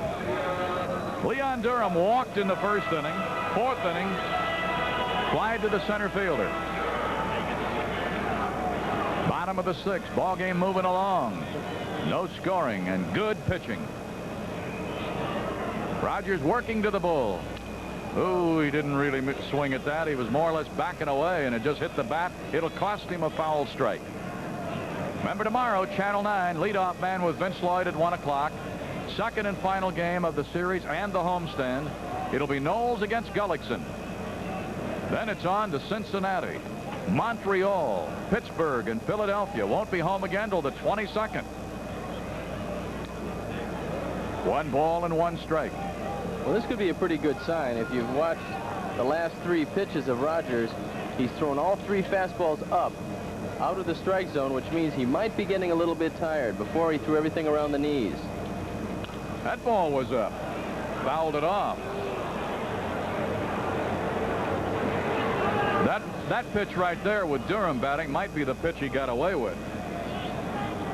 Well, we've got a familiar face here in the booth. Jack Brickhouse has just stopped up to say hello on this opening day of the 1983 season. Good luck. He sat in this chair for about 40 years. 1 ball and 2 strikes. Nobody on and 1 away. 2 balls, 2 strikes. Well, we're seeing some opening day pitching, aren't we, Jack? We certainly are. And, of course, you know, the word has always been if you're going to get to Rogers, you got to get to him early, because if he gets past the first couple of innings with you, he's going to be tough the rest of the day. And breaking ball, tapped it down the first base side. Oliver grabs it, eliminates the pitcher from the play, and there was almost a collision. Durham did Rogers a favor by not running right up his back, Steve. We're going to watch some pretty good sportsmanship. It's a curveball the outside part of the plate that Durham doesn't get a whole lot of, but enough to ground it to Oliver. Oliver takes it unassisted, but watch Durham grab Rogers right here. He grabs him so he doesn't run him down. All right, now it's 2 down, and Say, who was lined hard to left and struck out swinging, is stepping in. Gotten under that ball a little in the first inning. He might have driven 1 out of here, Jack. No question about that, Milo. Have a great year, you 2 guys. All right, thanks. The whole bunch of you. Thanks for stopping by. Okay. 1 ball and no strikes, and on the other side of the fence at Continental, Big Jack's on every night at 6:10 with Sports Central. 1 ball and no strikes. Nobody on and 2 away. Since the first inning, Rogers has been tough. Fouled off. 1-1 to the Penguin. In that first inning, he gave up a single and a walk, got out of it. He gave up a 2-out single in the second, a 2-out single in the fourth. Then Fergie got a 1-out double off of him in the fifth, but Hall and Sandberg just couldn't get him around. Sinker, 2 balls, 1 strike. Steve Rogers. He's the head man of a good pitching staff at Montreal.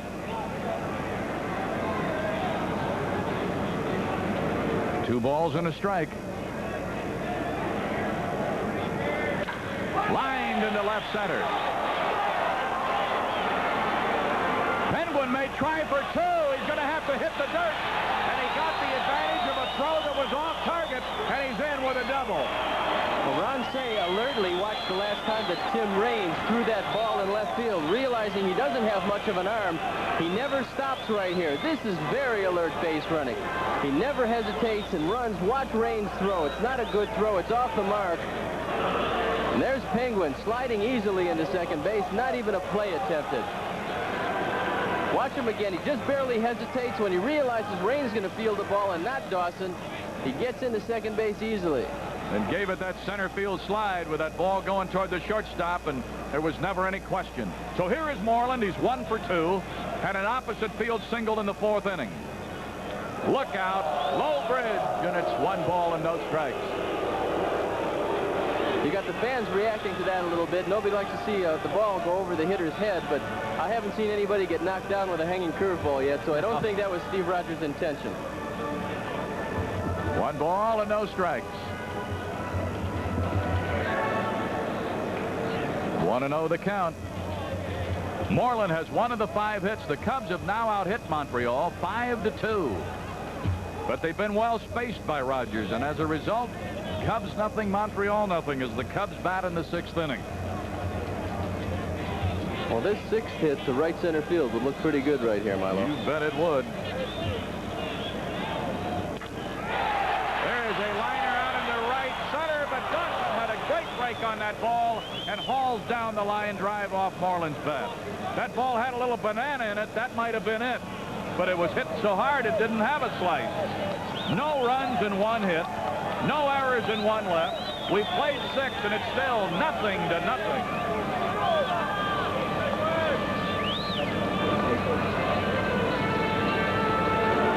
The Midas Touch Award is brought to you by your 58 local Midas muffler and brake shops. Well, Fergie Jenkins has been pitching a marvelous game. There's no doubt about that. But he'll be talking about that double that he hit the left center. As he goes out to warm it up, Fergie's pitching a marvelous game here today. And the award for his pitching will be a donation to the Children's Memorial Hospital in Fergie Jenkins' name.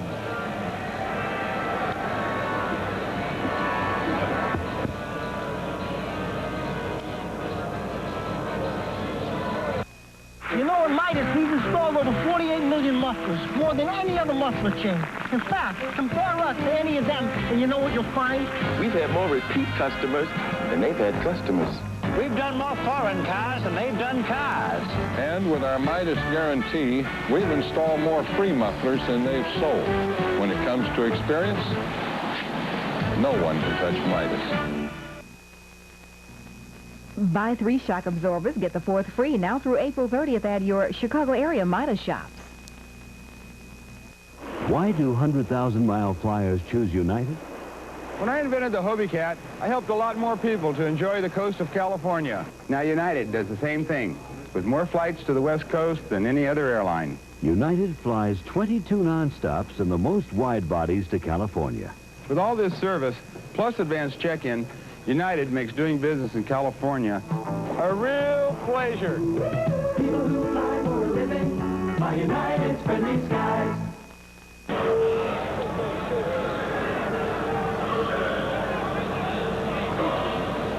Hello again, everybody. Harry Carey and Steve Stone. We have quite a ball game going on. Nothing going on the top of the 7th inning. Gotta hold them.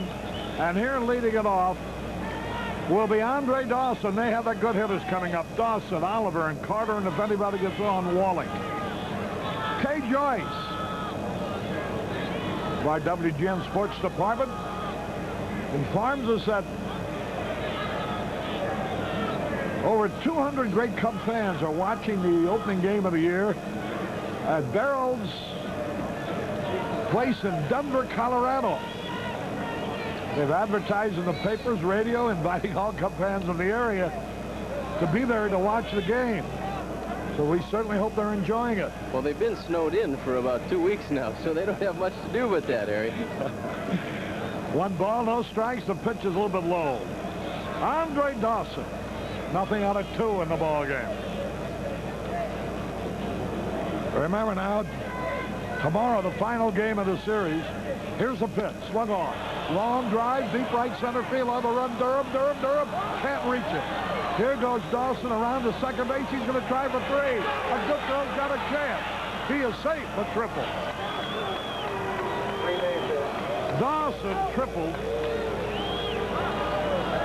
Funny thing, now Moreland hit the ball like a bullet was an easy out. This one is hit. When it starts off the bat, you think there's a chance to catch it.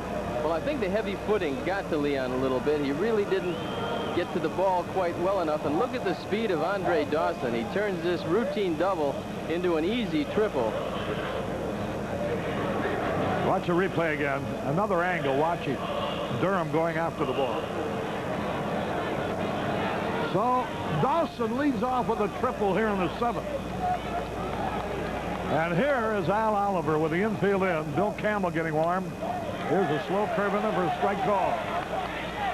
Gary Carter up next. They got all their big hitters. A runner at 3rd, nobody out.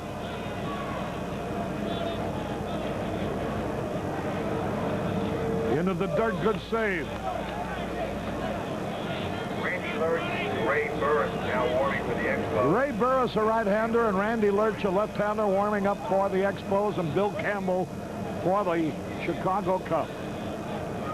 Well, the infield is pulled way in. Obviously, in a 0-0 ball game, you've got to cut this runoff, but it really improves the chances of the hitter, Harry. It makes those 300 hitters 400 hitters. Let's just hope he hits it right at somebody. Here's the pitch. Into the dirt. 2 balls and a strike. A leadoff triple by Andre Dawson has given the Expos a great start here in the 7th inning. Al Oliver, the batter, had 109 runs batted in last year. Long drive, deep left center field. That will score a run, and it's going to be out of this ballpark.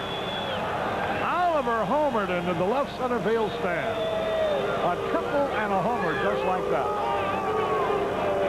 Well, they're a very difficult team to keep down too long because they have so much thunder in that batting order, and Al Oliver shows you just how strong he is by going opposite field and hitting it just above the catwalk over the 368 sign to put the Expos ahead 2-0. Watch it again. It's a curveball that just hung up in the middle of the plate. Oliver got all of it. No chance for Durham. And so, just like that, the Cubs trailed 2-0. Jody Davis out talking to Ferguson Jenkins, who was absolutely brilliant over the first 6 innings. Nobody had gone beyond first base against him. He had retired the last 7 in a row. When Dawson led the 7th off with a triple to right center. Here's Lee Elia, the manager of the Cubs, coming out. Scotty Thompson's going to come into the game to replace Moreland so that he can flip-flop his batting order. Jenkins, a pitcher, would be the 3rd man up. By putting 2 men in the lineup, he can put Scotty Thompson in, batting 9th, actually replacing the pitcher in the lineup. And Campbell, the new pitcher, will be batting in Moreland's spot. The Cubs had 2 scoring chances, 3 really, but in 2 of the 3, Fergie getting a big hand.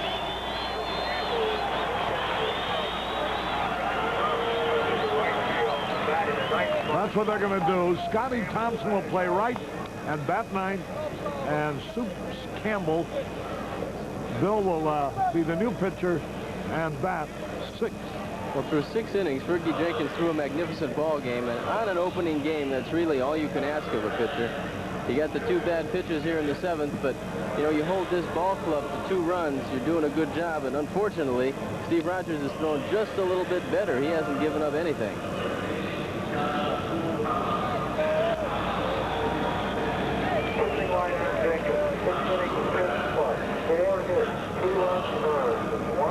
Four hits, 2 runs, and 6 innings pitched. A 2-run homer off the bat of Al Oliver, who just never ceases to amaze me the way he just hits and hits and hits and hits.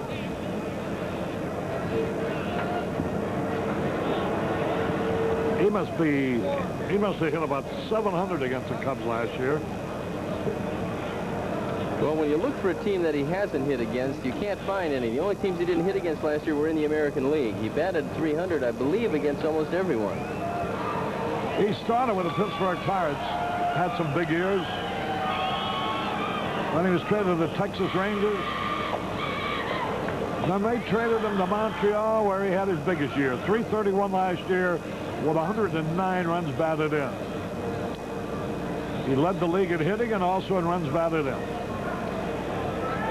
Also led the league in doubles with 43. So Bill Campbell now comes on. A leadoff triple by Andre Dawson, followed by a home run off the bat of Al Oliver. Here's Campbell's pitch. He bunts. Foul. Gary Carter, a surprise maneuver. Tried to bunt his way on. Well, he took a look at Ron Say, who was playing back about 5 steps in back of the 3rd base bag. And sometimes you got to play some smart baseball, and that bunt, I don't think he's going to bring Ron Say in. I think he's going to stay back there and say, we don't want you to hit the long ball. Go ahead and bunt if you like. Now to wind up the pitch on the way. A little bit inside and low. That evens the count. A ball on the strike. Al Oliver, as soon as the ball left his bat, you knew that a run was going to score, even in the event the ball would be caught. But then, of course, it landed into that catwalk for a home run. 2 balls and a strike.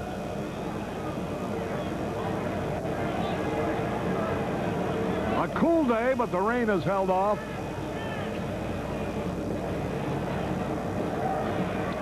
Strike call. And that evens it up 2-2. One other afternoon game in the American League. Cleveland at Oakland, where Oakland leads 1-0 in the third. Gary Carter waiting. Here's the pitch. A little squibber off the end of the bat. Buckner's got it. The pitcher covering. He is out. That'll bring up Tim Wally. Boy, Jenkins, 6 innings pitch. Allowed 4 hits. 2 of them in this inning. For 2 runs. Walked only 1, fanned 2. The only decision he could get in this game, though, would be a loss.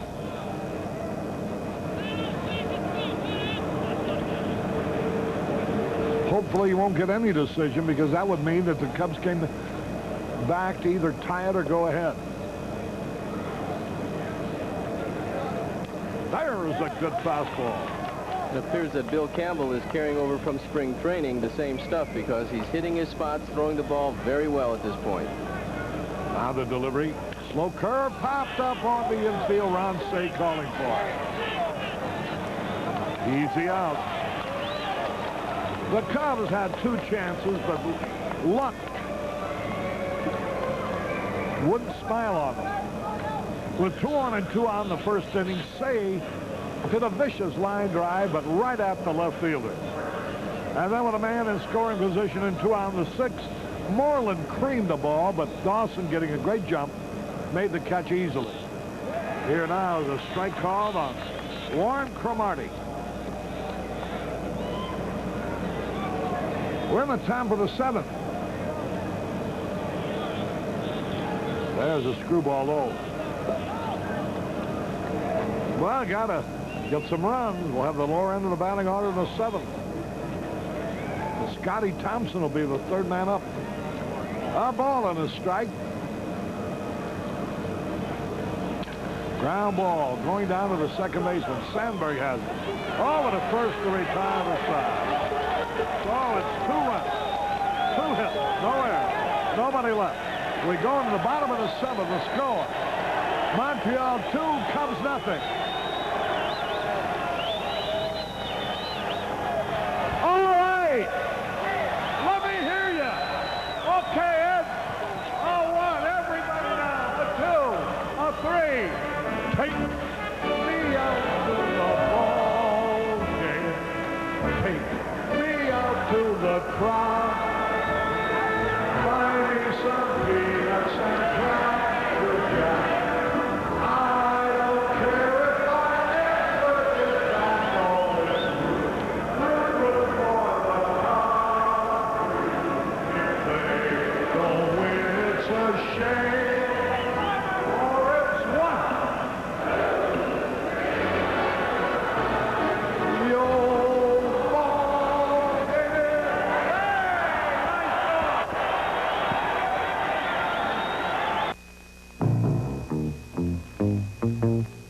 Wherever you find pros in action, you'll find the Canon AE1 program in action. The AE1 program, so advanced in the hands of a pro photographer, it captures the winning shots. And so simple, it helps anyone shoot like a pro. The Canon AE1 program, so advanced it's simple. Canon, the official 35mm camera of the 1984 Olympic Games. Born of tradition, nurtured by pride. Budweiser Light, with a clean, distinctive taste. A light beer worthy of the king of beers. Bring out your best. Bring out your best. The best never comes easy. Budweiser Light. That's why there's nothing else like it. Budweiser Light. We go to the bottom of the 7th, needing runs 2-0 in favor of the Expos on Al Oliver's home run with a man on. Gene Sage and Steve Feld send a message up, pulling for the Cubs and win this game.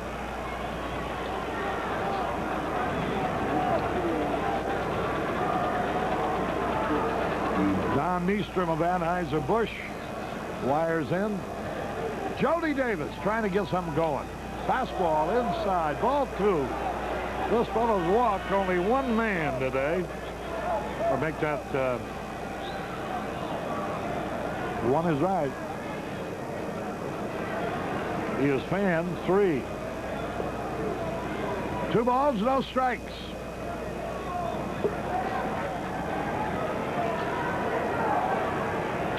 There's a strike call. Can't get anything going.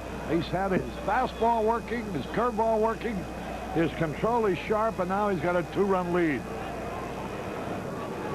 2 balls and a strike. There's a long drive, and it's going to go foul. Well, Bill Burton isn't going to take a great deal of time with Steve Rogers. He's got the bullpen up and working. And at this point of the season, you don't want a pitcher to get beat late in the game when he has himself a lead. So he'll probably give him a base hit or 2 and then go get him. 2-2 pitch. Ball outside. Oh, to get on there to get something going. Larry Boa on deck. 3 balls, 2 strikes. Rogers pitch. Strike 3 is called. Jody Davis thought it was low. Strikeout number 5. Well, the fans didn't like it and Jody Davis didn't like it, but this is a pretty good pitch. He's been calling the ball down there all day long. And when you're around the plate, you get those. Rogers been around the plate all day long. Here's Larry Boa. He singled his first time at bat. He's 1 out of 2 today. There's a strike call. Oakland, in the only other day game being played today, leads Cleveland 3-0 at the end of 3. 1 out, nobody on. Scotty Thompson waiting on deck.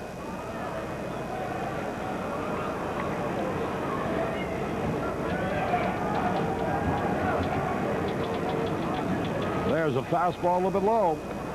That evens it up. Craig Lefferts, who's just rejoined the club, and Warren Brewster working in the Cubs bullpen.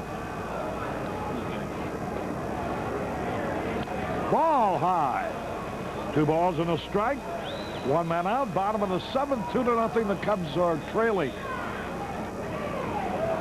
Well, Larry's got 1 of our 5 base hits, and right now another blooper to right field would look pretty good. They square him around towards left, even though he's hitting left-handed. There's a little pop foul. It's going to be near the stands and out of play. Tomorrow is calendar day here. A beautiful calendar will be given with the compliments of Budweiser.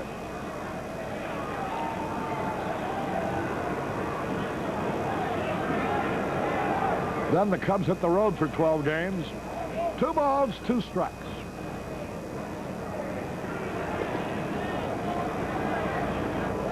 Ball 3. Again, he's come to 3-2.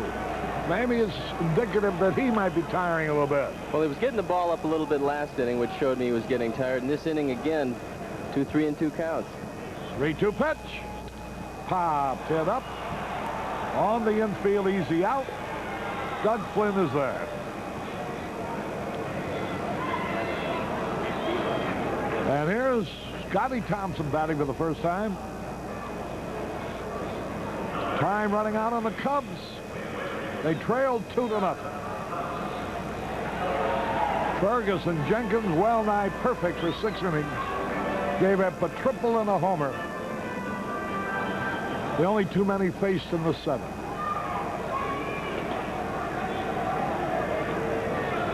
Pitch to Thompson. Slow curve of beauty. Steve Rogers, as impressive as a pitcher can be. Line draw, sensational catch. Holy cow, what a play by Flynn. That's why he's playing second base. And that's Scotty Thompson. Comes in the ball game. First swing of his bat, he really rips one, only to have it stabbed. 1, 2, 3. At the end of 7, there it is. Expos 2, Cubs nothing. Step up to Suitery quality at irresistible prices. Because right now, the Suitery's revolutionary markdown policy has created thousands of super markdowns. Like luxurious design. Markdown price, $13 and $16. Sport and dress slacks, super markdown price, $19. Superb sport coats, super markdown price, $69. The Suitery, where your taste level is more affordable than ever. For the Suitery nearest you, dial SUITERY. Suitery. Your local Dodge dealers are out to sell more cars and trucks than ever before. Choose your Dodge. Choose your deal. Come on in and choose 11.9 financing and get $300 to $1,000 cash back on Ram Miser, D150 pickup, Ram Charger, and Ram Page. Choose your Dodge. Choose your deal. See your favorite Dodge dealer today and pick up your buyer's choice guide, which explains all the ways to save.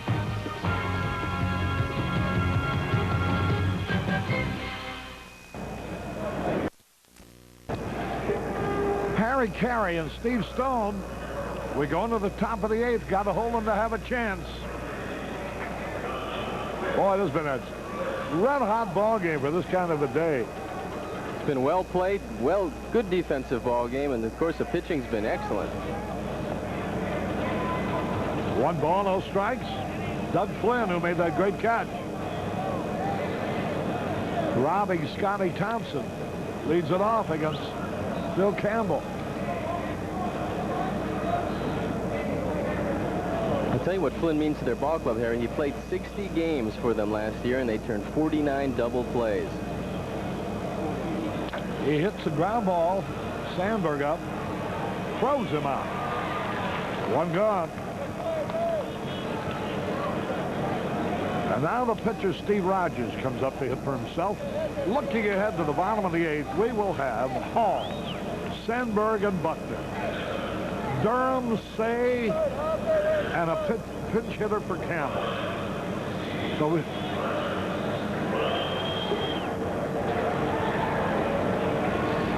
Arnie Harris just made a rather pertinent observation. He says, spring training really means a lot, doesn't it? All through spring training, all the hitters did was hit and score a lot of runs, and the pitchers couldn't get anybody out.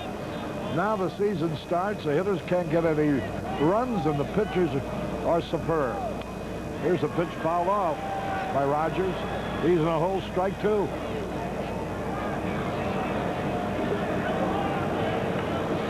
Steve Rogers has never won 20 games, but I dare say he'll have no trouble doing that this year.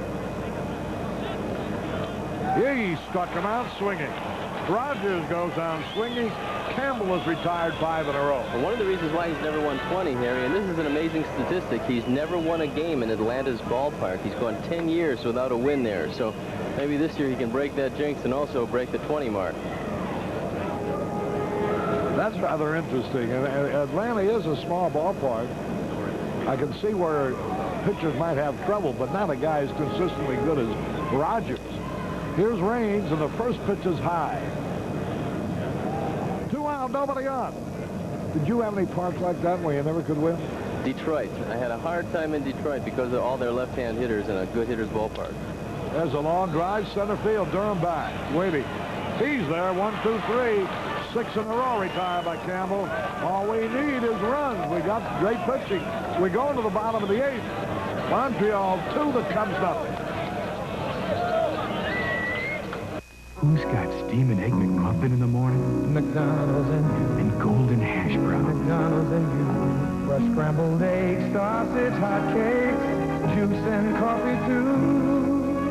Who's got sparkling stuff? Stay a while or drive on through. Who's got breakfast served hot, fast, and friendly for you?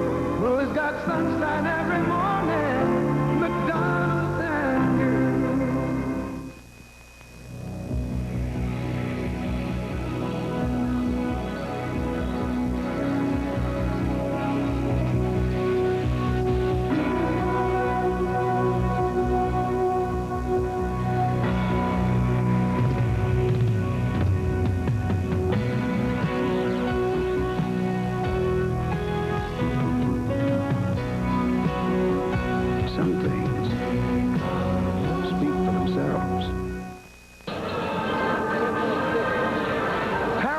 back at Wrigley Field. Time is running out.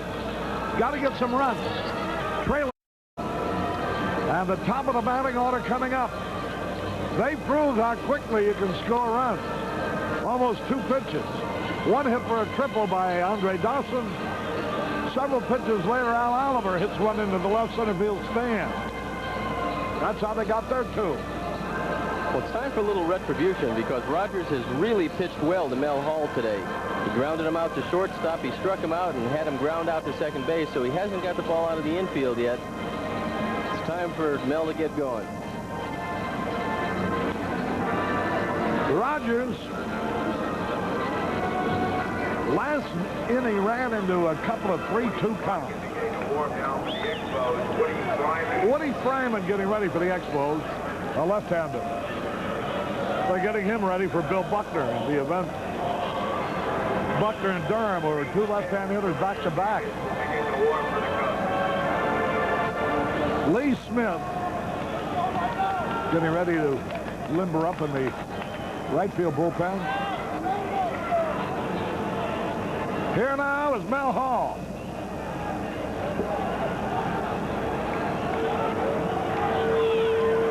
Willie Hernandez also up, the left-hander. Ball 1 inside. Well, wherever you're watching the game today, we sincerely hope you've enjoyed the telecast. One of some 150 telecasts to follow over the course of 162 game schedule. There's a line drive down the left field line, foul. That evens the count, a ball and a strike. Same 2 teams tomorrow will be right here, the same spot on your television, starting with the leadoff man at 1 o'clock. A ball and a strike. Mel Hall waiting. Fastball he held up. I don't think he could have got around on it. No, pretty good pitch. He was fooled. It was right under his hands. And last year, the Expos had tremendous luck in this ballpark here. They won 8. They only lost 1. And I'd hate to see him get off to that kind of start again this year. Bill Gullickson against Dickie Knowles tomorrow. The pride of Joliet, Gullickson. There's a line drive, but right out the left fielder. We can't hit them where they ain't. And they ain't hitting them where we are. What a way. Here's Sandberg. 1 out of 3 today. Tim Wallach, the third baseman, playing him very shallow.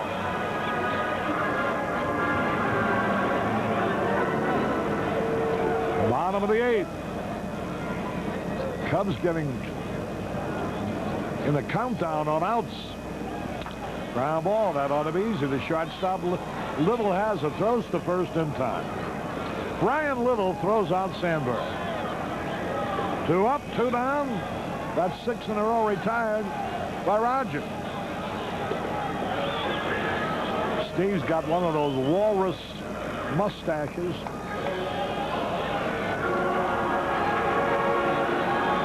His folks watch the game in Tulsa. 2 out. Boy, he has done them proud so far today. Buckner takes a fastball high.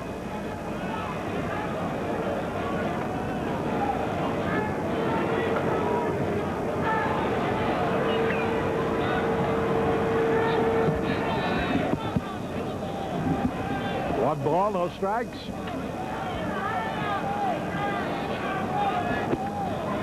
Little tap, that's going to be easy. 1, 2, 3, nothing across. And at the end of 8, it's Montreal 2, Cubs nothing.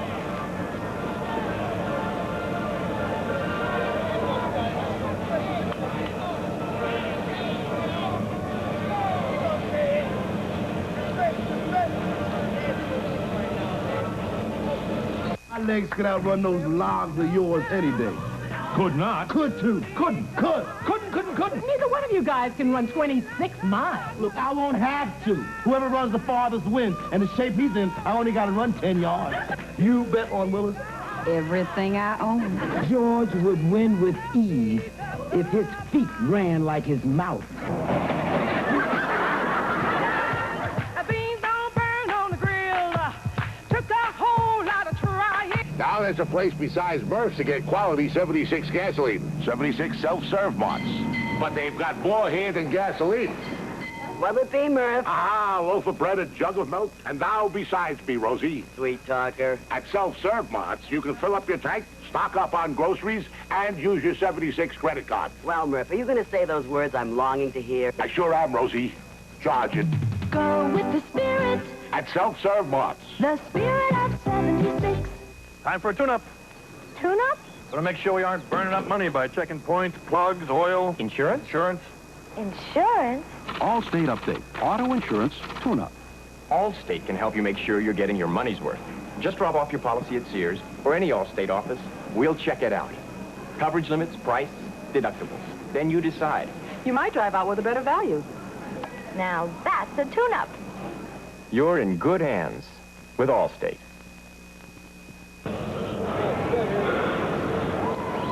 We go into the top of the ninth inning. Brian Little, the shortstop, was nothing out of 3 today, will face Bill Campbell. Montreal leading 2-0. It's really remarkable. You know, Steve Rogers, there's a fastball inside, was phenomenal on the road last year, winning 13, losing 1, with an earned run average of 1.73 in 16 starts, and did not allow. There's a ball butted. He's going to beat it out. Campbell won't even make a play. Base hit. Little, a perfect bunt down the third base line.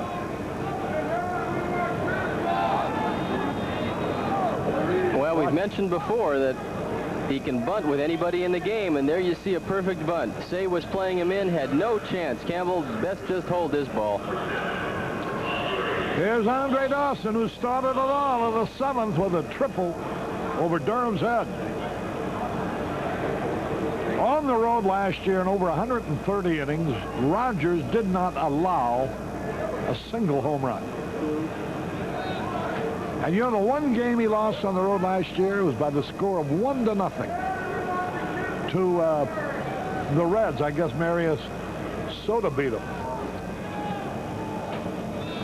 Throw to first and run it back. If it was a 1-0 game and it was the Reds, it probably was Soto.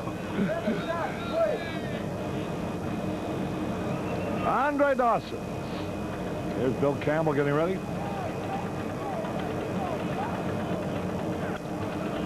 Fastball on the way. 2-0. Not much hitting in this ball game. It's been all pitching. One eruption of the bat, a triple by Dawson leading off the 7th, and a home run in the left center field stands a few pitches later by Al Oliver. Bouncing ball. They'll get a force out at second. Trying for the double play stick. Ball wasn't hit very hard. No, and the infield's very soft. We've had a lot of rain here, as the folks around Chicago know, the last 4 days, and the ball just bounded up there, and we were fortunate to get one. Dawson runs real well. No chance to get him at first. You know, next Tuesday, the Cubs will be in Montreal to open up Montreal's home season.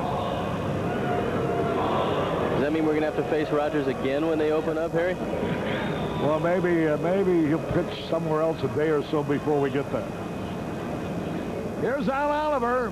He's the big gun with the bat.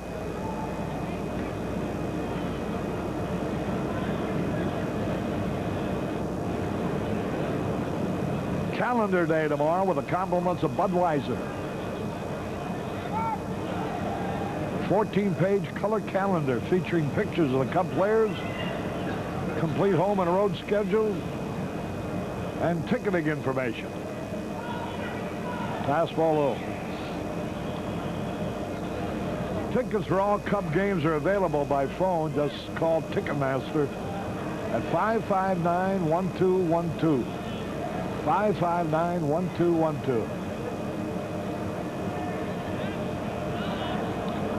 The runner back. Dawson, a good base runner.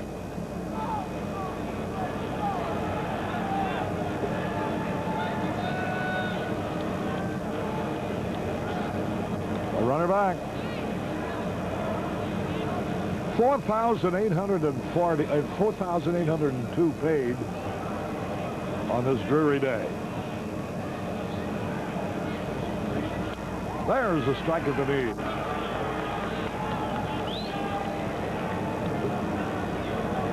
Al Oliver is 2 out of 2 today, including the 2-run homer that marks the difference between the two clubs. There goes the runner. There's the peg by Jody Davis. He's out trying to steal. Perfect peg to Boa. You're going to see just what a catcher should do. He gets a good ball to throw, comes out, and just fires one to second base. Dustin can run, but he can't run this fast. And he's out easy. He's a good tag. Watch the tag right here on the front foot. There he goes. He's out. No doubt about it. So there's 2 out now. Swings, and he foul tips. Count even up 2-2. Only other game in the major leagues. Oakland leads Cleveland 3-0 at the end of 4. Here it's Montreal over the Cubs 2-0 at the end of 8.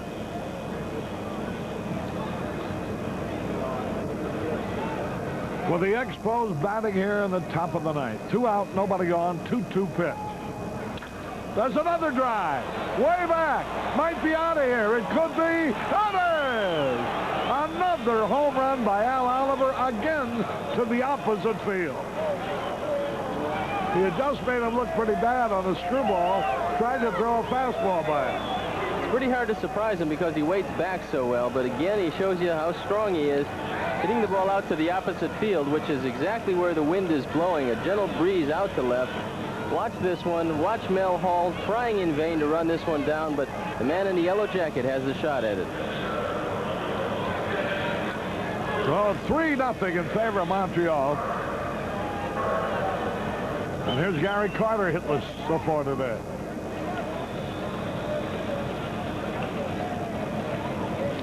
A little bit low. Al Oliver is this whole ball game. Look at him in the dugout of the Expos. All congratulating him. They're all milling around down there, aren't they? There's Gullickson. There's a line drive right to Buckner. And that retires the side. 1 run, 2 hits, no errors, nobody left. We go to the bottom of the 9th. It's do or die. The score, Montreal 3, the Cubs 0.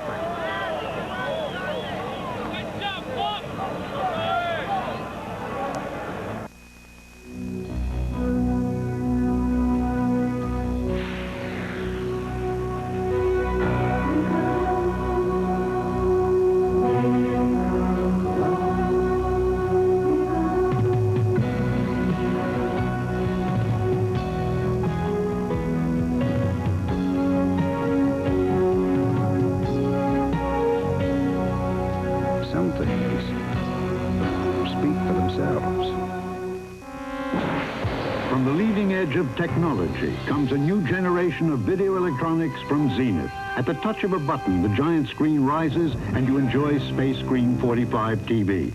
Push a space phone button and turn your TV into a telephone.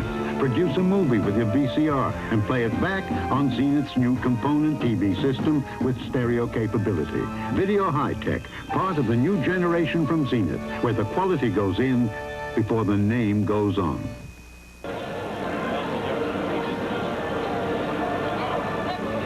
Carey back at Wrigley Field. We've had a well-pitched ball game, but the difference is the slugging bat of first baseman Al Oliver, who twice has hit home runs to the opposite field into the left field bleachers. Once with 1 on in the 7th, again with nobody on in the 9th. Well, you want to get off to a pretty good start when the season begins, and 3 for 3 with 3 RBIs and a walk isn't too bad. You know, the Expos had 6 hits, scored 3 runs. They've stranded only 2 men. It's been a narrowless ball game.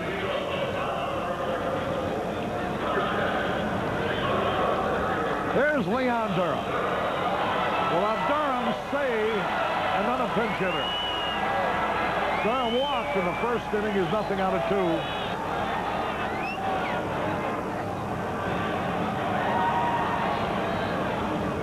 Well, Rogers was looking at his hand, Harry, before he delivered the ball.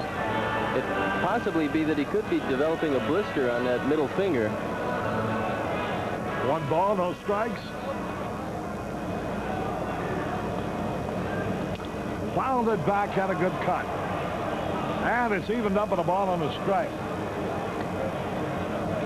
The Cubs are going, the Expos are going for their 9th straight victory here at Wrigley Field.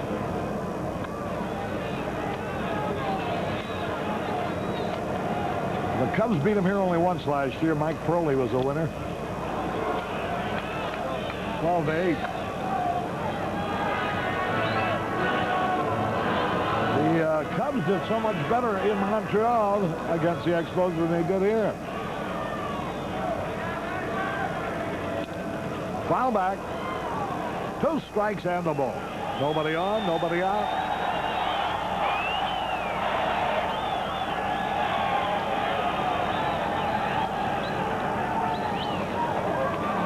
A dark, dreary start of a day.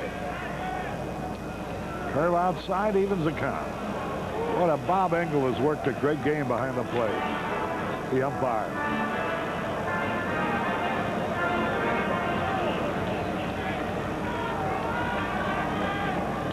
Woo, we had a good rip.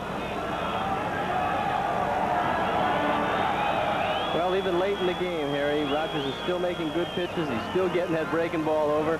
He's hung a couple of the curveballs, fortunately out of the strike zone for him, but he's throwing the ball real well. 2 balls, 2 strikes. Rogers looking for a shutout. Line drive, base hit. Durham signals to left.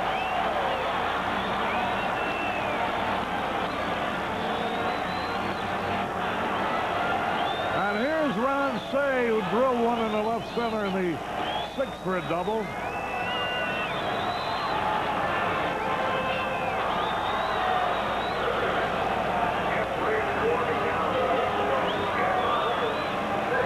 Jay Johnstone is on deck.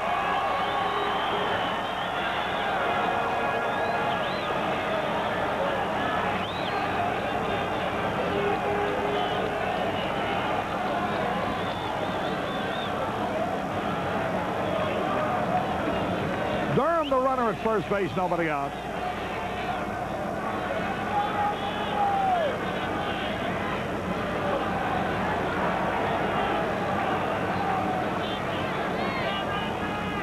Fastball low. The crowd alive. Well, he got Reardon up in the bullpen for the Expos, and they just made the signal, which is taking the hat off, which means he's ready to go. There's Billy Verdon deciding what he's going to do there.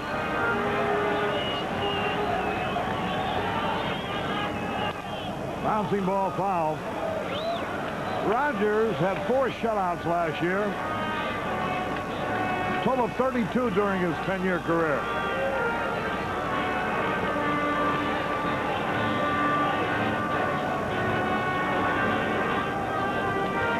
A ball and a strike. Well, we get a base hit here and you'll have something going. Bouncing ball foul outside 3rd. Boy, Rogers just won't get that ball up to him.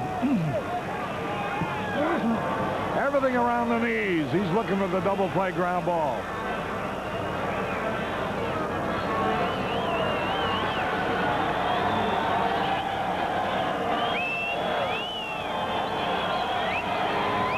Two strikes on the ball. Ron Stay.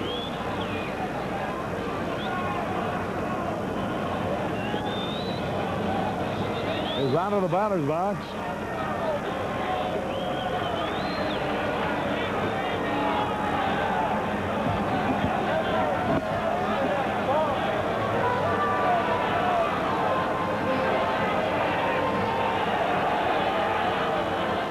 Commotion behind the screen.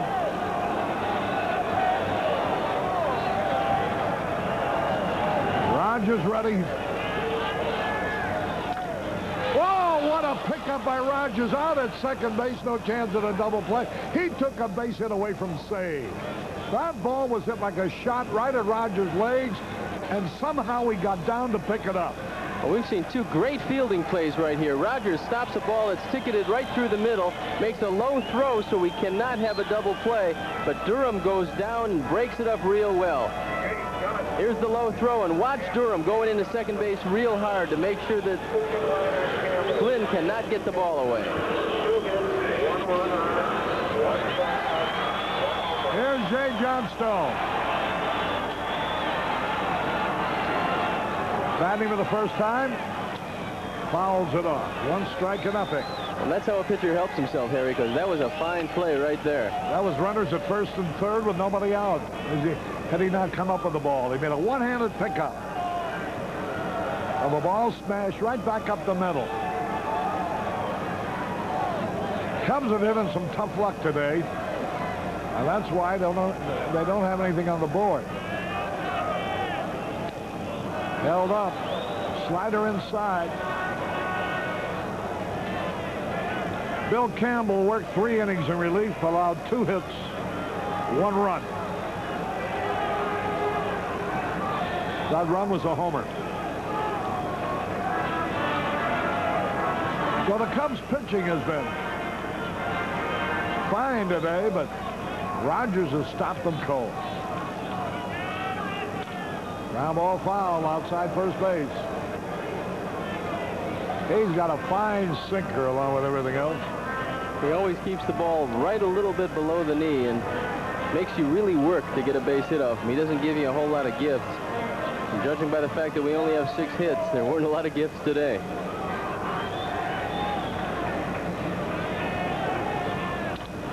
High fly ball, easy out. Raines is there in left field. 2 gone.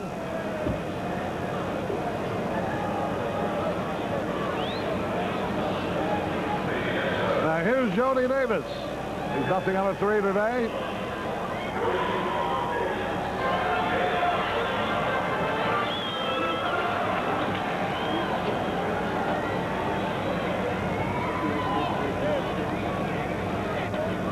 Say in the first inning with 2 on, hit the double out of the ball right at Raines. A line drive for the 3rd out. Then with a man at third base and 2 out in the 6th, Moreland really creamed him, but right at Andre Dawson. There's a little tap foul. Steve Rogers is going to start the new season apparently with a shutout, which would be the 33rd of his career.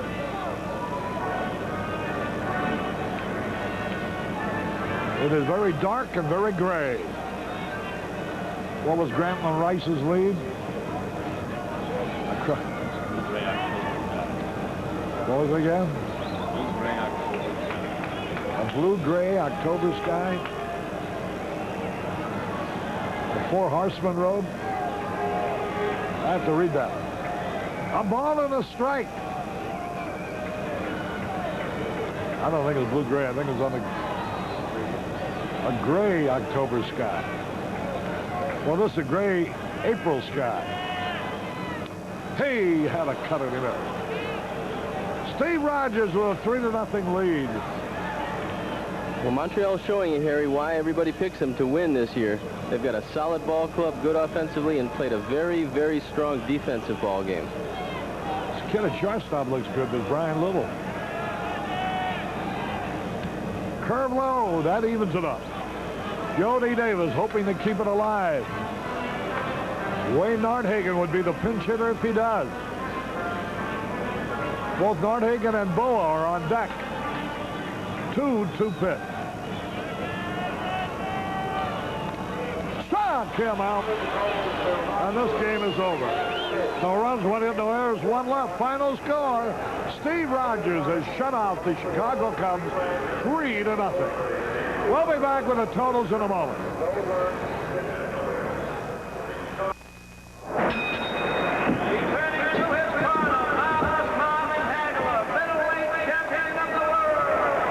You hear a lot of talk about the dangers of the fight game, broken bones, bruises, and all that. But you know what I think is the most dangerous part of boxing? is the smoke-filled arenas. That's right. You tell them, champ. I work out, I exercise, and I eat well, and I keep myself in tip-top condition. And of course, I don't smoke. But the minute I step into the ring, I'm breathing the poisonous smoke of thousands of cigarettes and cigars. I put myself on the line for my fans, and I'm asking you, my fans, to help me with my health and yours by not forcing me to breathe your cigarette smoke. Knock cigarettes out of your life. Contact your American Lung Association. Healthy lungs are a matter of life and breath.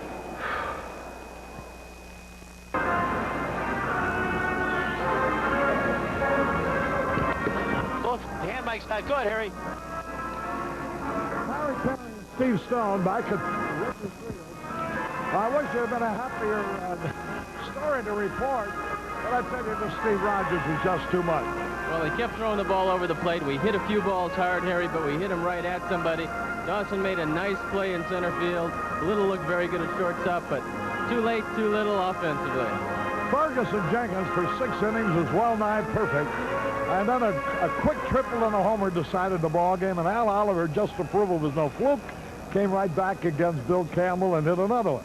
Well, Oliver doesn't seem to age much. He hits in the 300s every year. He seems to be getting better as he gets older.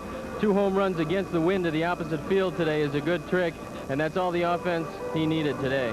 You know, I don't care how good the people involved are, how good the teams are, how good the individual players are. There's always an element of luck to decide a contest. And I think this is a pretty good example of it. In the first inning today, the Cubs had 2 men on, 2 out. Ron Say, the hitter, and he hit the ball about as hard as you can hit it. On another day, maybe, the ball might have been lofted a little bit. Today, it was just a screaming line drive that actually sunk more than it took off and went right at Raines, who was able to catch it. A foot or 2 either way, or up in the air a little more, it's a 3-run homer. Instead, it was nothing. Same thing happened again in the 6th. In the 9th, a chance to have something going when Rogers came to his own help with really a magnificent pickup of a hot smash right back at him. And, you know, there's an element of luck involved there besides the quick reflex of a good athlete just to be able to see that ball in time. Well, the good pitchers always help themselves. Fergie Jenkins today made a great stab on a line drive through the middle. Steve Rogers stopped that ball, almost turned it into 2, but certainly stopped the 1st and 3rd rally. So he did everything he had to do today. He got his 33rd shutout. The man's just a fine performer. All right, Steve, we'll see you tomorrow now, okay? Take care, Harry. Very good. We'll see you a little bit later on now with the 10th inning show. So long, everybody.